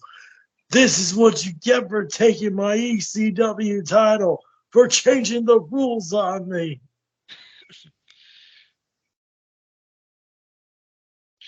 Oh. Okay, running. There it is. Dominator. 1, 2. Nope. Maga. He thought that was the end. Oh, nope. He counters it.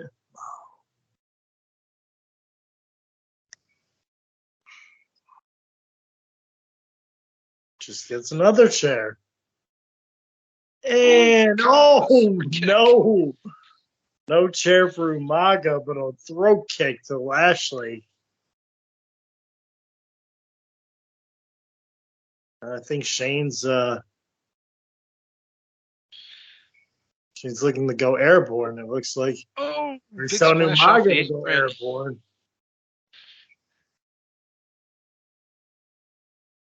Always giving them the signal.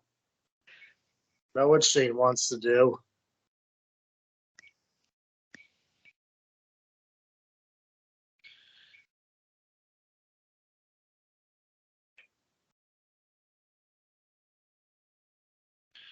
Oh.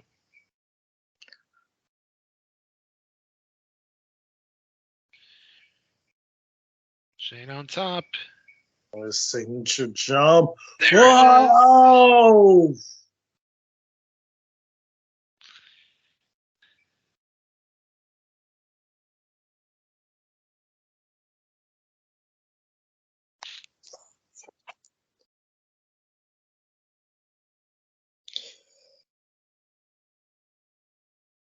Shane might have a bruised rib or two.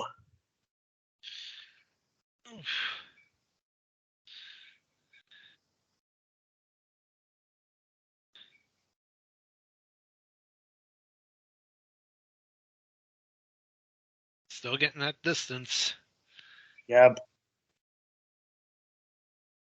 Baca throws him back. He's like, wake up! Umaga trying to revive Vince. Cover him. 1, 2. Oh. Six out. Joey going crazy. His shoulders up. Mr. Man can't believe it. I can't believe it. Neither can the fans.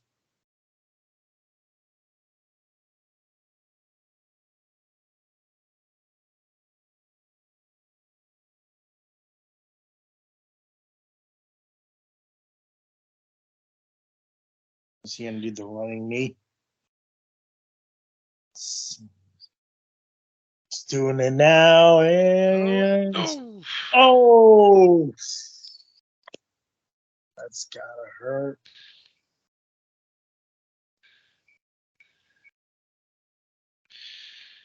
Oh, he's Shane doing. He's doing his trash can. signature. You know what that means. Yep, he wants the coast to coast.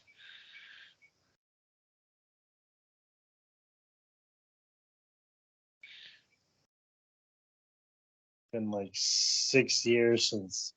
No, it's like been like 4 years since he did his last coast to coast. I think he did one with Shawn Michaels though, but Murray did it with Kane. Now he's doing it here. Oh, he missed. He hit him. Umaga took the trash can. Strikes him in the face. Now Lashley Spear. Here. Jeez.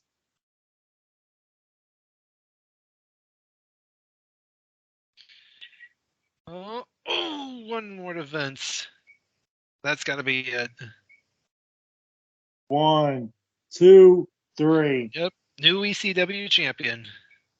Finally, now we can get back to real wrestling, in a way. Yeah, let the ECW guys actually have a chance. Yep, Lashley is now the ECW champion once more. Give me 2.5. Yeah, 2.5 sounds about right. Yep. It was It fine. was again, it was quirky. You knew that Mr. McMahon wasn't going to be on his own, so you had to just get all the spots in you could, and they did that. Mm-hmm. Made Lashley obviously look strong, overcoming the 3-1 odds. Mm-hmm.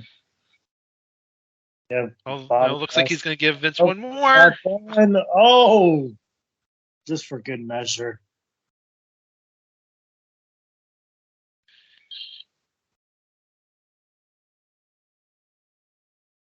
Putting the definitive stamp on that. Mr. Man definitely deserved that. Closed it up from here on out.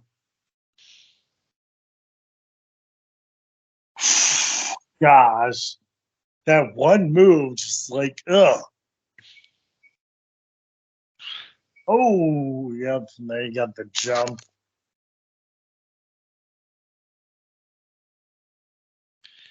Oh,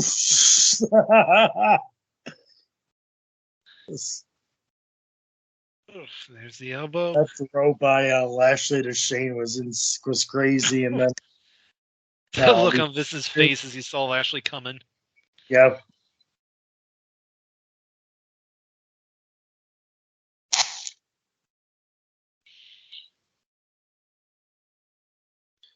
Now we have a new ECW champion. His name is Bobby Lashley. Yes. I was happy when Lashley won the ECW title back. I was like, finally. Mhm. Oh, speaking of this little love thing, here we have Maria and Santino here, but now it's a pudding match. We have Candice Michelle versus Melina. Melina is the WWE Women's Champion at this time. But I believe they did say this was a non-title match. Oh, yeah, yeah. So, see how this one goes down. Remember when they did that mud match when Stacy threw Trish off the stage into the mud? That was a dive when what Trish took. It was like, holy crap, what? And that got on their intro for like the longest time. That was such like a highlight for a long time. Candice looking very hachi-machi. Yeah, for the third time. And then you go and look at Melina's outfit when she comes out. Ooh. Gosh, when you could get away with things on pay-per-view.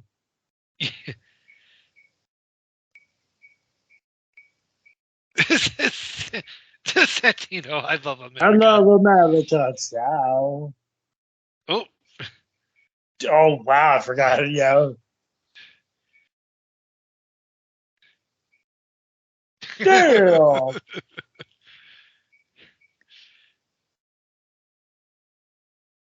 I remember he was hanging around with us on the Raw 15th anniversary show. He was up in the rafters, Ron Simmons. Here we have this pool of pudding with like that one glob of whipped cream right in the middle. This match had to have sucked because only like 1/4 of the crowd really got the view.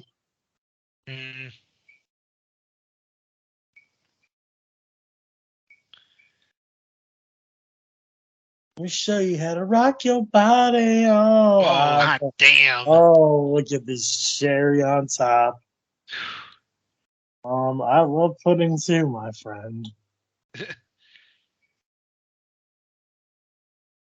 Notice how they had to have like the covers on the cameras too, like for the ground crew. So I believe Candice had already scored like 2 pinfall victories over Melina to this point, so clearly she was being positioned as the challenger here to Melina. Holy shit. Look at the goggles too. Oh, that's right. She does have the goggles. Those have goggles.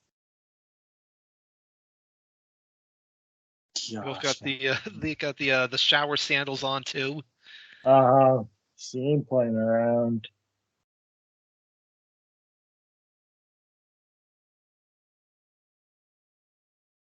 She's fixing herself up.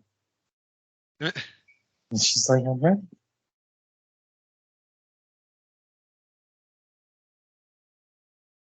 I don't know how you would do this. But, well, here we go. Oh, that's how you do it. Yeah. I don't know if I would want to be in the right there in the front row, knowing that there's food and pudding being splattered everywhere. Mm-hmm. And who knows how long that's been sitting there? Hell yeah, that's right. They must have had it cold. I think, oh, there's the whipped cream action.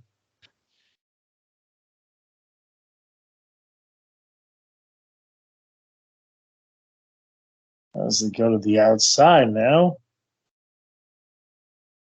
kind of surprised that they, that because you figured this would be the kind of the match that Melina would not have wanted. So you figure she wouldn't come out dressed like in a big.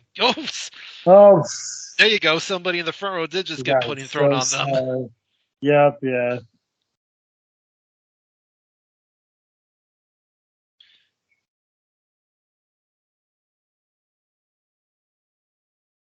Yeah, well, Oh wait. Oh. Two. Stacy and Trish can do it. Any diva can do these types of matches. Yeah.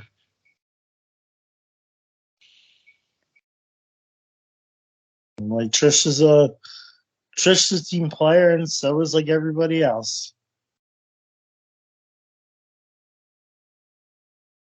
Also feels like though we should be. I mean, given that they're trying to make the women's division a little more legitimate at this point, that I don't know, it just feels too.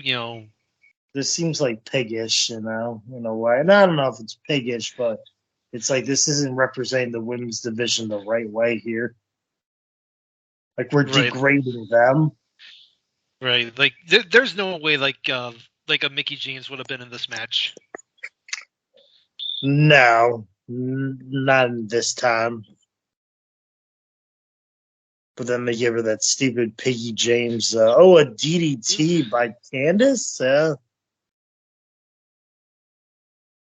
Melina is covered in whipped cream as well. It's going to take them hours to get all that out of their hair. Oh, yeah.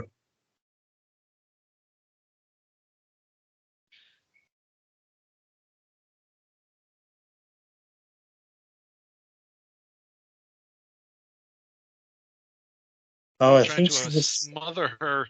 I think she just submits her like this. Oh God. Yeah, I think she's tapping.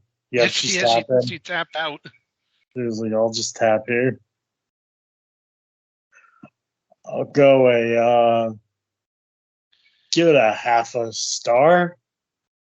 I think that's saying too much. Quarter star, or would you go dead? Quarter star. Quarter star. It was sort of fun, Candice trying to make sure her top doesn't get pulled down. Oh yeah, we're gonna have an interview. Of course, it's Maria. Who else would it be? Oh well, nope. Oh, and now Maria gets on in. It. Tough for King. Oh shit. JR even called him Uncle Jerry. Uncle Jerry, gosh.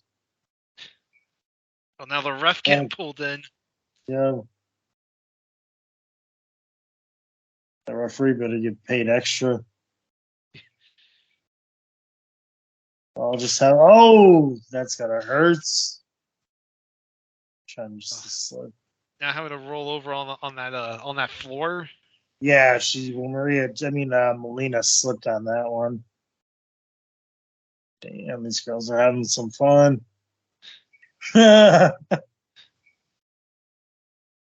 Ooh.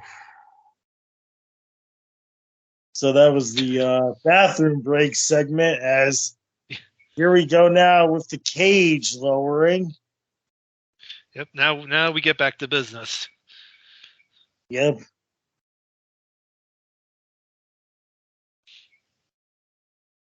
So Edge is world champion after he beats Mr. Kennedy for the Money in the Bank, and then he cashes in on Undertaker while Undertaker is incapacitated. Mm-hmm. And then I forget how Batista gets involved in this, but they'll tell us. Yeah, well, Taker and Batista had the cage match that ended in a draw. Then Mark Henry had made his return and attacked Taker. That's what led Edge to cash in the briefcase. Oh. And then Edge and Batista had a match at Judgment Day, which I think Edge won when he pinned him. And then I think Batista won like a fatal 4-way to earn this shot. Yep. Man, 3 years later, Batista would quit and Edge would have to retire at the end of 2010 into early 11. God, I hated Edge during this time period. Like, I just hated him. He was always just a little sneak, and I hated him. But that's what made him, like, the best heel. Yeah. Well, he benefited because, I mean, the reason why he beat Kennedy for the briefcase and then beat Taker for the title is because both those guys got hurt. So they needed, Edge. So they needed somebody to kind of fill that spot. And I mean, Edge was as good as a guy as anyone. I know, but I just hate, like, how he always just like, he's just sneakingly wins titles. Like, oh, he cashes in. I get it now. I'm the champion. And then when he, like, when he beat Taker at One Night Stand 08, when we get there, and whatever, I'm going too far. But yeah, it's just everything. He just steals everything. Yep.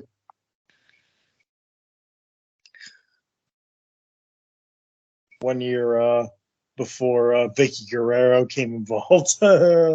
Yeah. Dang. Batista here wins the Fatal 4-Way match. And it looks like it's going to be Batista versus Edge for the World Heavyweight title.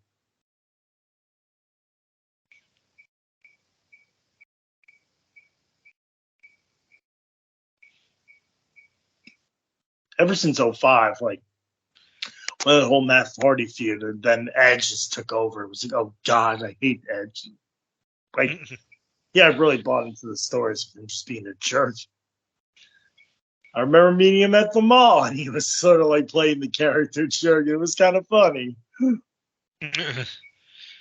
Right before the Royal Rumble 07. Then I'm at the mall. I think I still have that picture, yeah. Mm-hmm. Man, Batista with hair.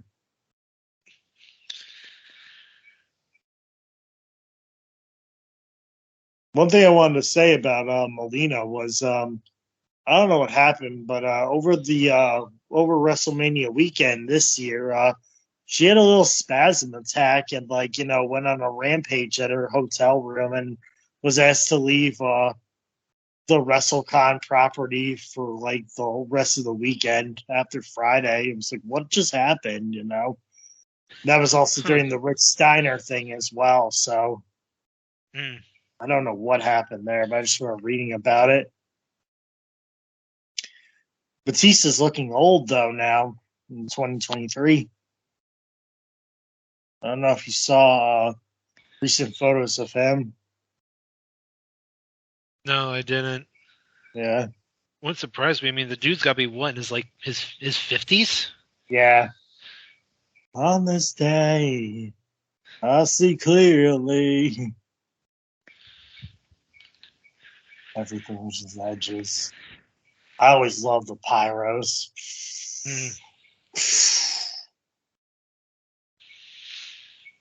I was glad to have seen some sort of pyro at WrestleMania when you face Finn Balor at Hell in a Cell. Oh, yeah, yeah. Although I did see Edge at WrestleMania 26. I just forgot that I was there.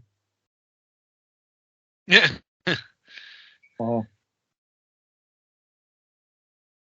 But he always had the good colors, his pyro. And here he comes into the steel cage, He's like, oh, man. Gotta do this with Batista. Batista was vicious at this time.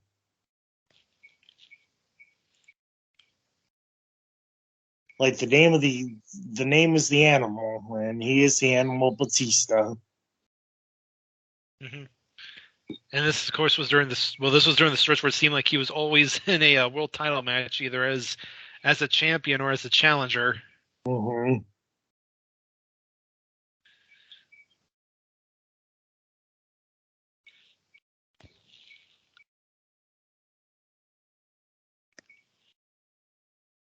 Oh yeah, 2007. I'm trying to think.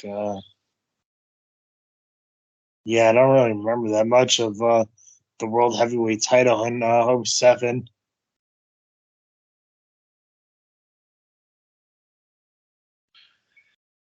I always keep on thinking of 08 when he does everything with Triple H, And Jeff Hardy at the end. for the WWE Championship.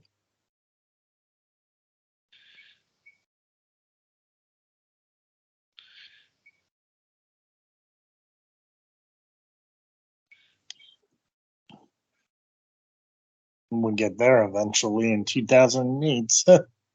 Yeah. About 5 years from now. Oh, maybe that long, but yeah. yeah. Boom.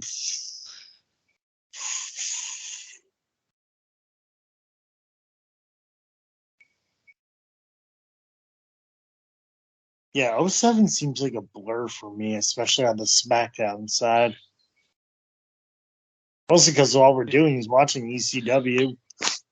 Right, but they also got hit hard that year with like the injury bug too. Uh-huh. So it seemed like every month something was different. Yep.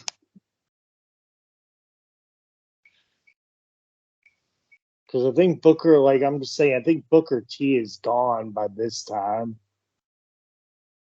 He would start TNA soon. So the last thing he was in was the Money in the no Booker T was in a match with the Boogeyman at WrestleMania 23.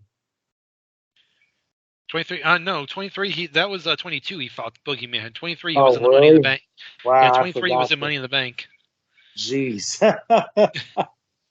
yeah. I think he is still around though, because he Okay. So I remember, I think he gets drafted to Raw and he does the feud with Triple H Oh going to yeah. SummerSlam. Oh yeah. He's there for a while. I thought he was gone after the Money in the Bank match. Yeah, no, I think it's after I think it was September when I mean obviously we'll discuss it when Yeah. the whole the pharmacy thing happened. I think that's when Oh he ended up leaving. yeah. Yeah. Oh Edge yeah. tried to Because get out quickly there, but he got pulled back in really quick. no, yeah, and Triple H is gone here too. I forget. Triple H is hurt still. He's recovering. Yeah, he's hurt. Like I said, Taker and Kennedy were hurt. Rey Mysterio was still out. Oh, So they're missing oh some big names. yeah. Took Triple H another 8 months again to recuperate. Oh, I'm hurt. See you in 8 months again. He tore the left and the right quad. You see Batista in here beating down on Edge. Ooh, those shots. Would you rather take Batista, a spine buster from Tommy Dreamer, or would you rather take a spine buster from Batista? probably Dreamer, just because it seems like Batista would get a lot more force behind this because he's so much bigger. yeah. What were you gonna say about Batista? I was gonna say, in the Judgment Day match, he had his leg taped up because I think it Oh, was nurses something there, but it's off now, so it looks like it's healed up. yep.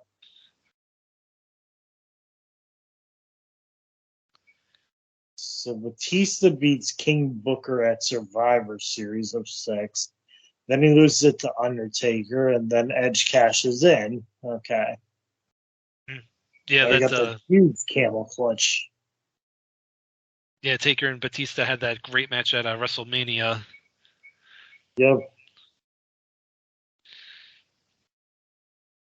I don't think you could have Batista always tries to argue that he should have closed it, but I don't think you can close with Batista. I mean, Undertaker had more power to do so, but I think Vince really wanted to do Cena versus Michaels to close the show. I mean, well, they had Batista close with Triple H at 21, so Yeah. But I just remember that was the thing that Batista thinks he should have closed. It's like, no. 1, 2.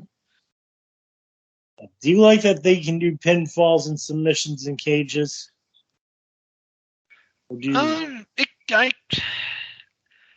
I go back and forth with it because I I know mean, Because I know sometimes like the joke is like, you know, the whole trying to, you know, get out of the cage and all that sort of thing. But it depends on the match and the feud, I think. I think it depends on the competitors. If Batista can climb that cage. Well, I mean, the example I think a lot of people use is the Bret Owen cage match from SummerSlam '94, where that match is like 30 minutes and like half of it is just both guys trying to escape. Mm-hmm.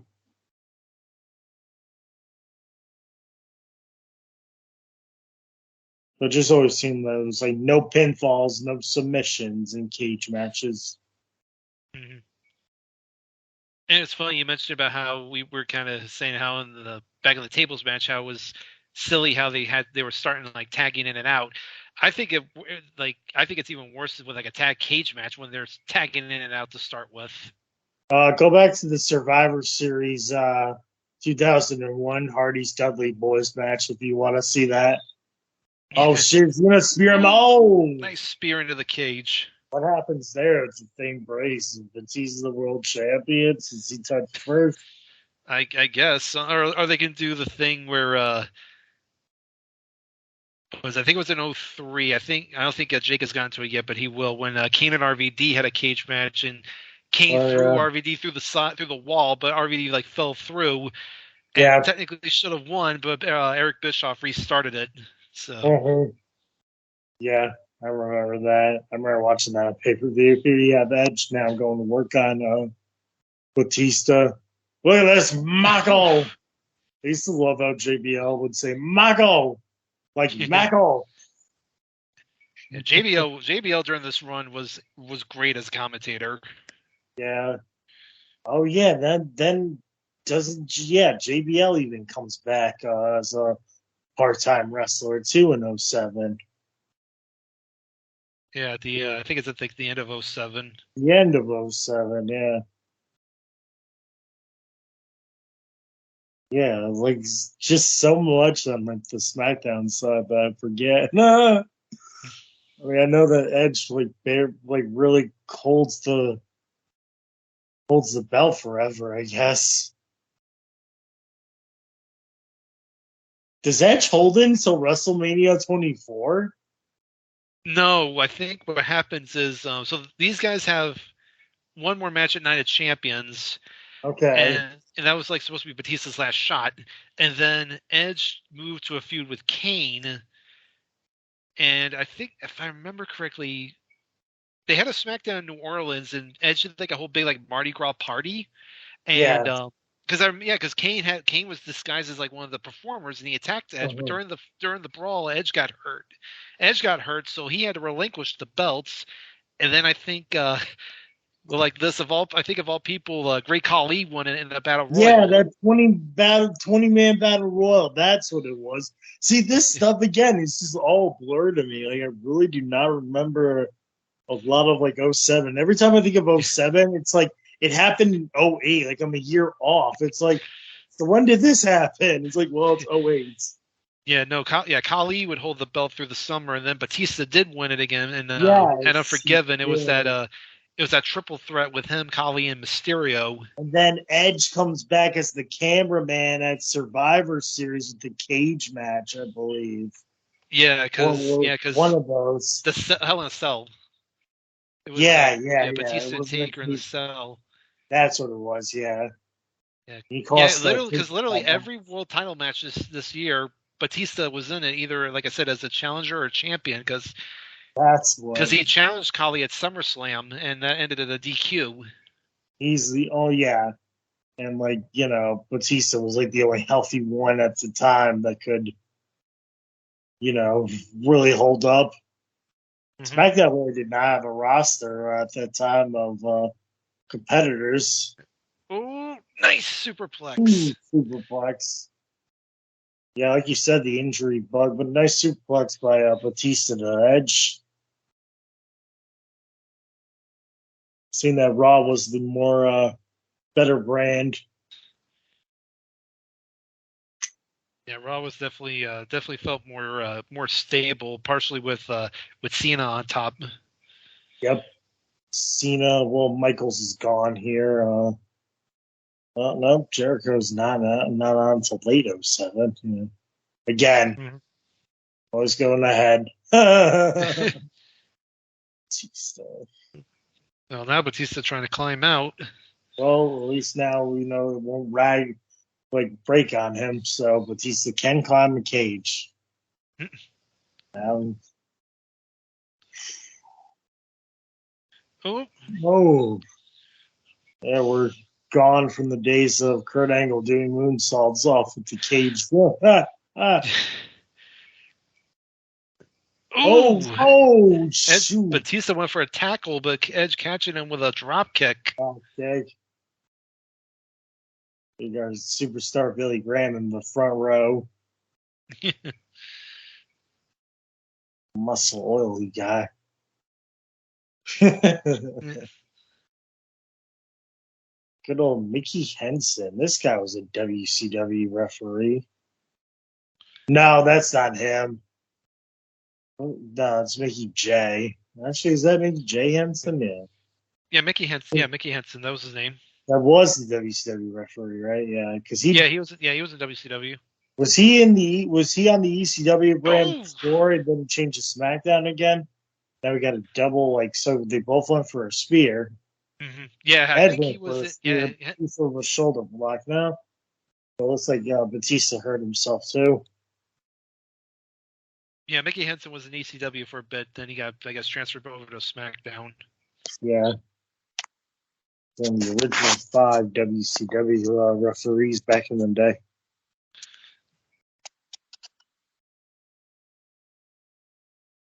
Teddy Long still GM of SmackDown at this point? I think so. Yeah. Before Vicky came Ooh. over. And we got another spear. Oh, another takedown shot. Ooh.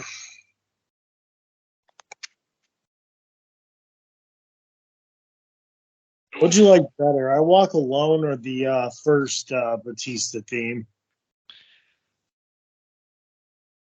I think I walk alone. The first Batista theme made him look huge and bad, bam, Ooh. you knew this big guy was just coming in oh boy. Yeah, it was a good introductory theme for him, but once he Yeah, got to that next level, I think he definitely. I think the I walk alone fit him better. it did because he broke away from Evolution. Yeah, it's like when we were talking about Orton earlier, how when he kind of throughout the years he's kind of transitioning to the Viper, but he still had the Burn in My Burning my Light. It light. wasn't, but once in '08 when he gets voices, that's when it starts to kind of come Yep. together. Oh, swatted that drop kick away. Oh, looks like Edge is going for a little ride. Oof. Oh, 1, 2.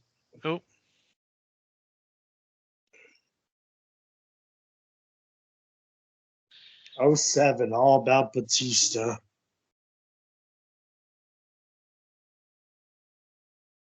At least on the SmackDown side.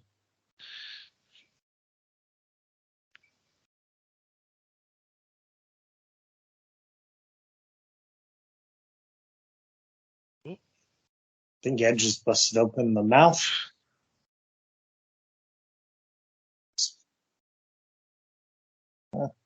Yeah, this pay-per-view went 2 hours already. We started around 9:05 ish, and yeah. Yeah, you're right about Edge. Oh, ooh, when did the exposed buckle? Ooh, that But yeah, might Edge bust is the bleeding from the Batista. mouth. There's the spear. Spear!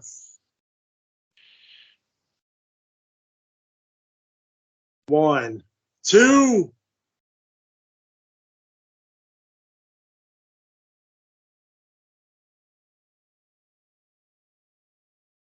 There you can see the cherry red. It's not cherry.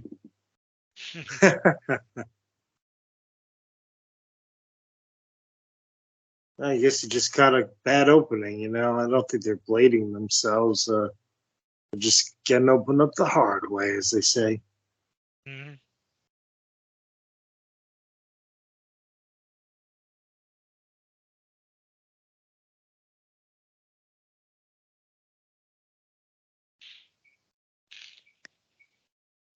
It's trying to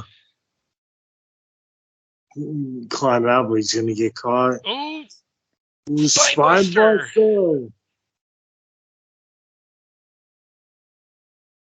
Now, come on, but you knew that wasn't going to finish him.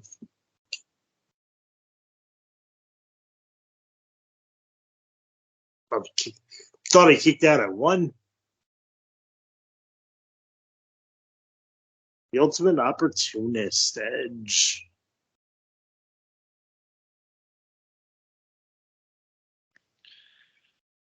Crowd getting behind Batista. Looks like he might be looking for the Batista bomb. Yep. He's feeling it. Oh, but Edge can't. Oh, too close to the ropes. You always know what happens when you get too close to the cage.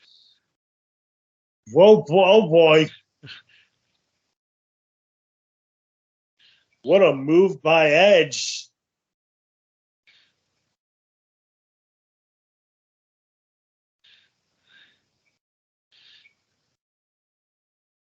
I remember laughing Money in the Bank 2019 when Shane McMahon slipped his shirt off and fell. It was like, oh, snap, he wins. I was like, I bet you Shane planned that whole spot himself. So Edge now trying to get out, but Batista's got him. Or does he? Yeah, trying to pull him back in. Trying to get him back in. Yep, he does. Oh, low blow by Edge. Ooh. So he's going to stop someone. Oh, is he going to land on the ropes? No, yeah. There's that classic spot of landing on the ropes. But Edge could not hold on. Edge fell too. Now he's got to get the climb back.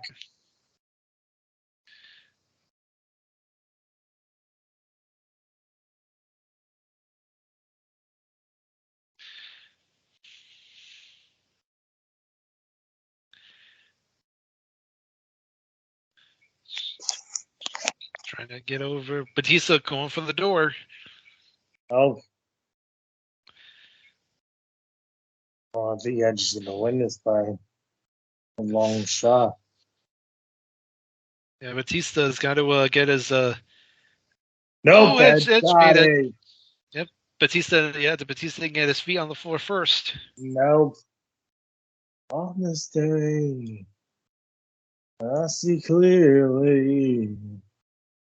I'll take. Give me 2 1/4, Steve. I wasn't really feeling this. Yeah, I mean, I went 2 3/4. It was fine. I think it was better. I haven't seen the Judgment Day match in a while, but I think it was definitely better than that. But definitely, it felt like they didn't hit the next gear like they could have. No, it felt like they went a step backwards a little bit. Whatever the Judgment Day match was, this one seemed like a little rockety at times. But here you see Batista going after Edge here. Good finish, but it felt like it slowed up a little bit. Yeah, almost like they were trying to force a classic. Yeah, and didn't look like it. But, Edge that's not his title. That's not your title. But he's still going to say Edge is, yep, you lose. It's as close as you're going to get for now, Batista.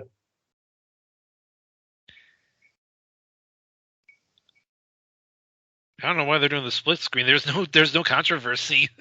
But it was like one angle to another. It was like, well, Batista's on one side, No, it wasn't a controversy. They just wanted to show, how it was since both guys were on different sides of the cage. But it seems like they only do that when it's when both guys are dropping at the same time. So just kind of weird. Oh. Yeah.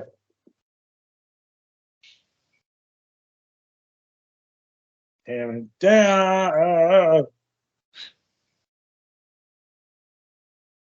He's like, no, don't do that, Batista. No. Oh. I think we're finally at our main event. Cena versus Khali in a Falls Count Anywhere match. Mm-hmm.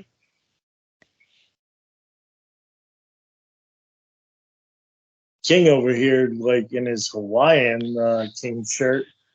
Yeah. JR always looking nice, and King gets to wear these sort of things. Even if it's like 94 degrees, JR still wears a suit and tie. Yeah, I don't know why King gets away with it when it's like, Taz wears a suit and JBL wears suits. Falls count anywhere. Now we're back at Judgment Day.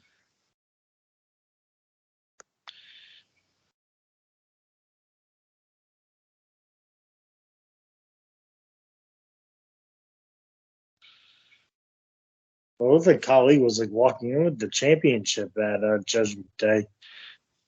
Yeah, I think he had. I Did think he he had just stolen steal it the- from Cena. Yeah, So. I was gonna say, I was like, well, I don't remember Khali being WWE champion. Got news for you, big man. Oh, he makes him. No, does he make him tap here? Yeah, I guess so. Oh, giant killer.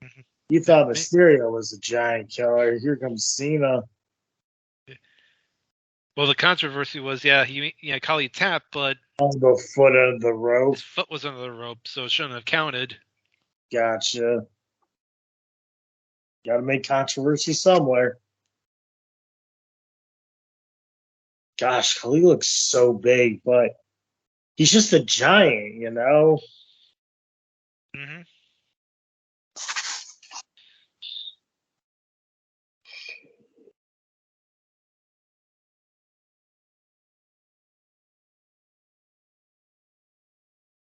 They both want a rematch, Cena's the champion. He wants a rematch with Great Khali. Falls count anywhere. Now we go back to the Saturday night's main event. Yeah, when he just completely dominated. You don't expect Cena to get completely dominated, and not make a comeback, but Khali showed his point here that we could be looking at a WWE champion, a new WWE champion here. Mm-hmm.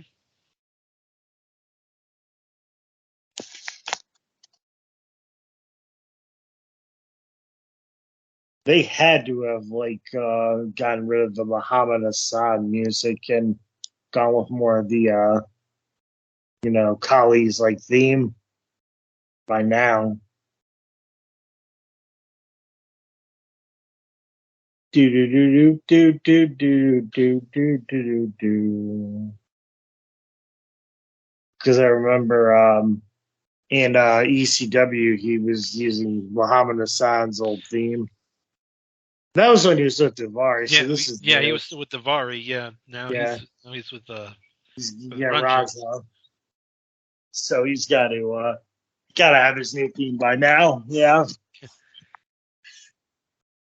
Yeah, Davari really just came and went there on ECW. Yep. Yeah. Like Kyoto getting the main event spot. I mean, he must have became senior official after Earl Hebner got the can. No, about Charles Robinson, but he was the SmackDown referee, so I guess Kyoto was the head ref on Raw. Yeah, I think Nick Patrick was still around too on SmackDown. Oh, I didn't. I thought he was gone by this point. Maybe, I don't know. I don't recall seeing him. I mean, to be fair, we only had 2 SmackDown matches, so it was tough to keep track. Mm-hmm. But here we have the Great Khali. Why don't we get our plugs out of the way, Steve? Here, Cena makes his entrance here. Yeah, sure. So you can usually find me over on the PTP Pop Experience. I have a couple shows there: the Pop Goes to Classics, Mickey Mount Rushmore, and the Video Jukebox Song of the Day. I also kind of moonlight here and there on other shows. I've been on a couple of episodes of Cronoso recently over on the North-South Connection, so be sure to check that out. And also, speaking of Cronoso, if you have not checked out their YouTube channel yet, please do so, and please subscribe and leave comments and likes for those videos. Those guys do a really good job. They got some of the podcasts that you're used to in video form, and a couple of like other potpourri stuff. So please be sure to give those guys some love as well. And also, you can find me on the PTB Facebook group. Lots of good stuff over there, including our tournaments where we are determining the greatest song of the 2000s. We just started the first round this week, so the play-in round is over. We are now down to our 512. And got some big matchups coming down the pike just in the first round alone. So be sure to get involved with that.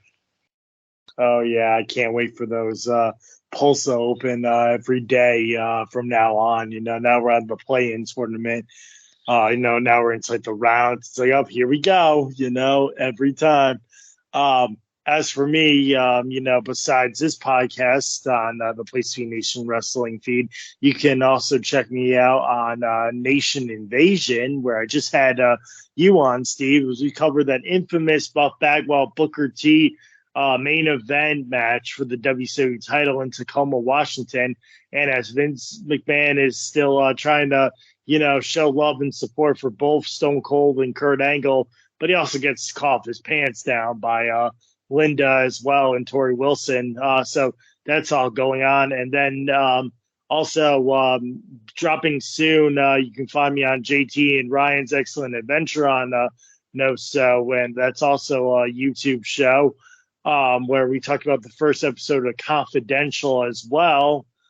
And so I got a lot of stuff coming out too. I'm going to take the month of August off and come back in September with my guest Jennifer Smith as we covered the July 9th and July 9th Raw in 2001 on Invasion and the July 12th SmackDown there as well. So 1 month off and we'll come back in September there, when school starts again. Everything goes better in the fall. Yeah, of course Jenny would be on the episode where ECW gets injected into the invasion. So. I was saving that one for her. Okay, I'm being a hog. I'm saving it. I saved it for her personally. Yep, you're welcome, Jenny. Here we have Great Khali just dominating. Every time John Cena comes out, he always he is the ring general. He comes out with that camouflage hat. It's like, I'm going to war again. Mm-hmm. This time he's bigger. Gosh, Khali looks gigantic here. If it wasn't just for that liver enzymes thing at the Great American Bash last year, I think they would have had something good with Khali, but I just think that he could not be trusted. What do you think, Steve? I mean, the guy's just so limited with what he can do. I mean, obviously he's physically impressive, and he makes his moves look dominant because he is so big. But you think about it. 1 year ago when he debuted, he in essence squashed the Undertaker at Judgment Day. Then, like I said, he was supposed to have the match at Great American Bash with Taker. They were at the Punjabi prison, but then he got.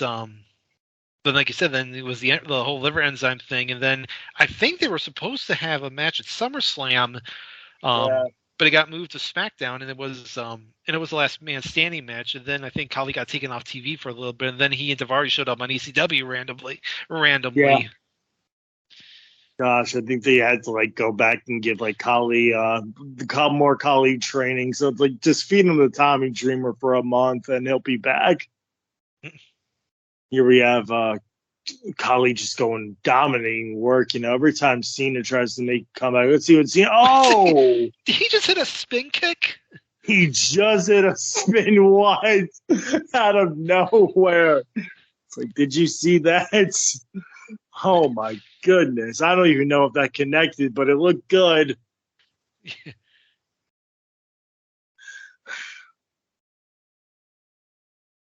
Like Cena looks like that kid, like, who just gets picked up. It's like, oh no, here we go. I did it again,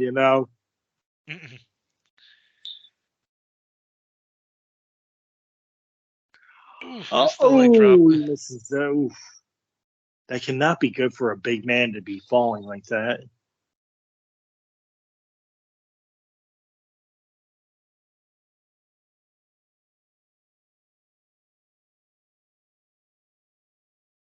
Oof.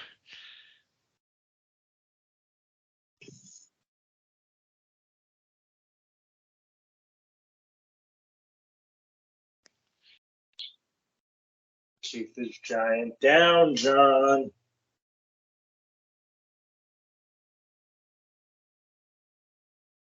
Oh, looks like he's going up, but holy what? Wow, a knockout chop. Imagine if they did the knockout chop instead of giving the Big Show the knockout punch.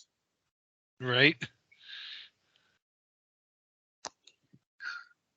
Did you just chop Dusty Rhodes? Like, yep. Ooh.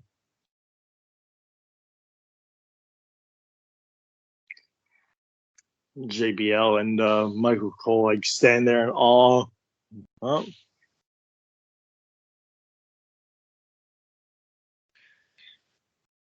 now Cena's trying to make another comeback, and we got the big boot. It looks like.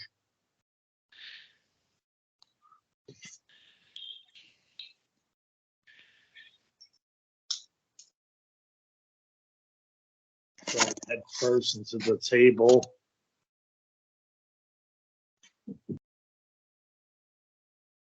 And it was kind of a shrewd move to have him feud with Khali, because it's one of the few times where Cena's not going to get a split reaction. Everyone's going to be on his side.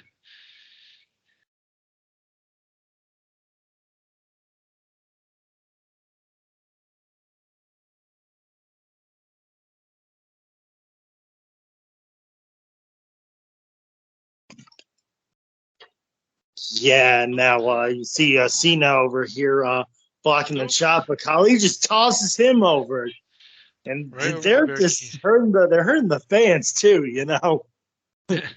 Putting at the fans, throwing the superstars into fans.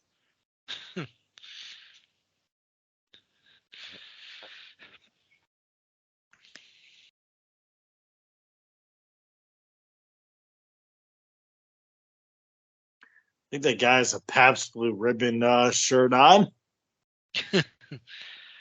Saw a few DX shirts in the crowd. Yeah. Ooh, he goes into like the sound lighting system. It looks like, or where the production is. Mm-hmm. I think Cena looks like he's going for like a monitor. Oh, he hits him with the monitor. If this was 2019, that area would be where all like the different language announce tables would be. Yep. Oh, is he going for it? He is. Nope, it's not. He's not incapacitated enough, Cena. Come on.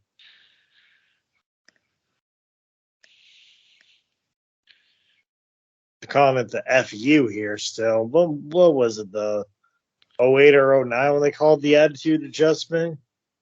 Yeah, I think by 08 is when they changed it. Yeah, can't have language. Now we got to go AA, attitude adjustments. All these like early laptops. Yeah, which is funny because I remember when I was watching, I think it was like 90, 91 WCW. Whenever Lex Luger would do the pile driver as his finisher, they called it the attitude adjustment. Wow. Like, imagine being like a lady. It's like, that's a big guy. See some like these security guys are like, come on, man, just pass me. I can't hold this crowd. Well, I remember when we went to SummerSlam here in Vegas, and I think the one day we went to the Superstore was when they were doing some like the Superstar meets, and I think I saw AJ and Omos there, and it's like, oh yeah, Omos is just such a is such a lot bigger than you think he than he Oh, looks on here we TV. go. Yep, yeah. WrestleMania 22. I think I was there when McIntyre was actually doing like the the talk on the platform. See, they're using that rover camera.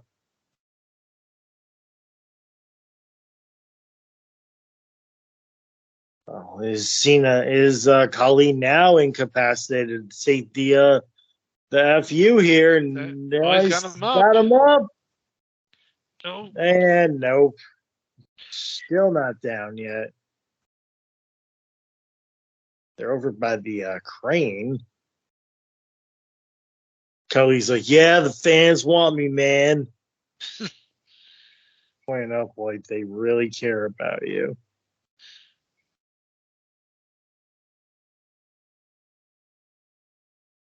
Oh boy! Oh.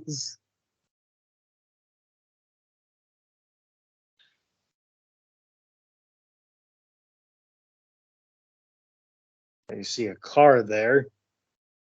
You see this crane operation.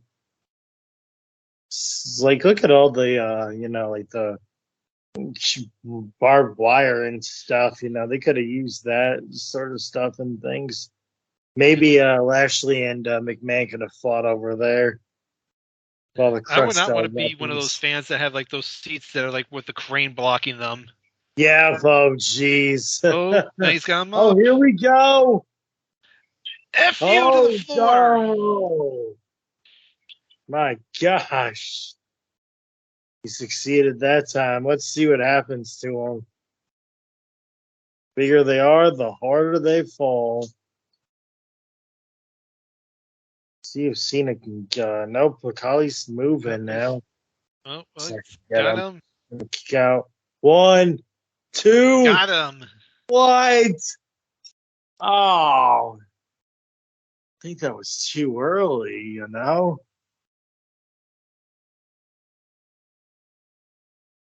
I thought this was like when he threw him into like the fire. I mean, like the light thing.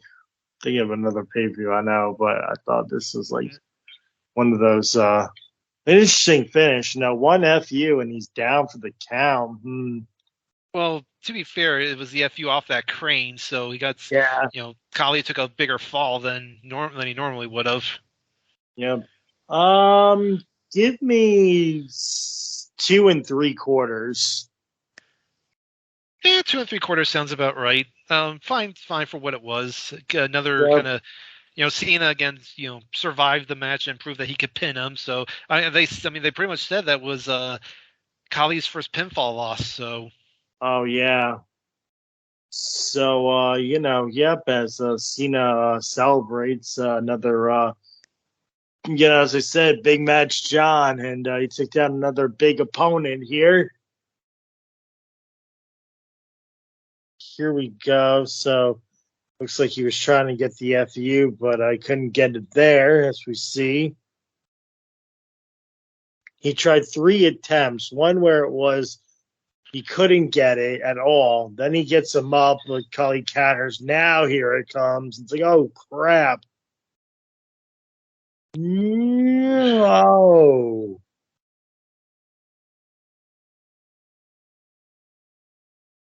And now he goes back into the ring and he celebrates.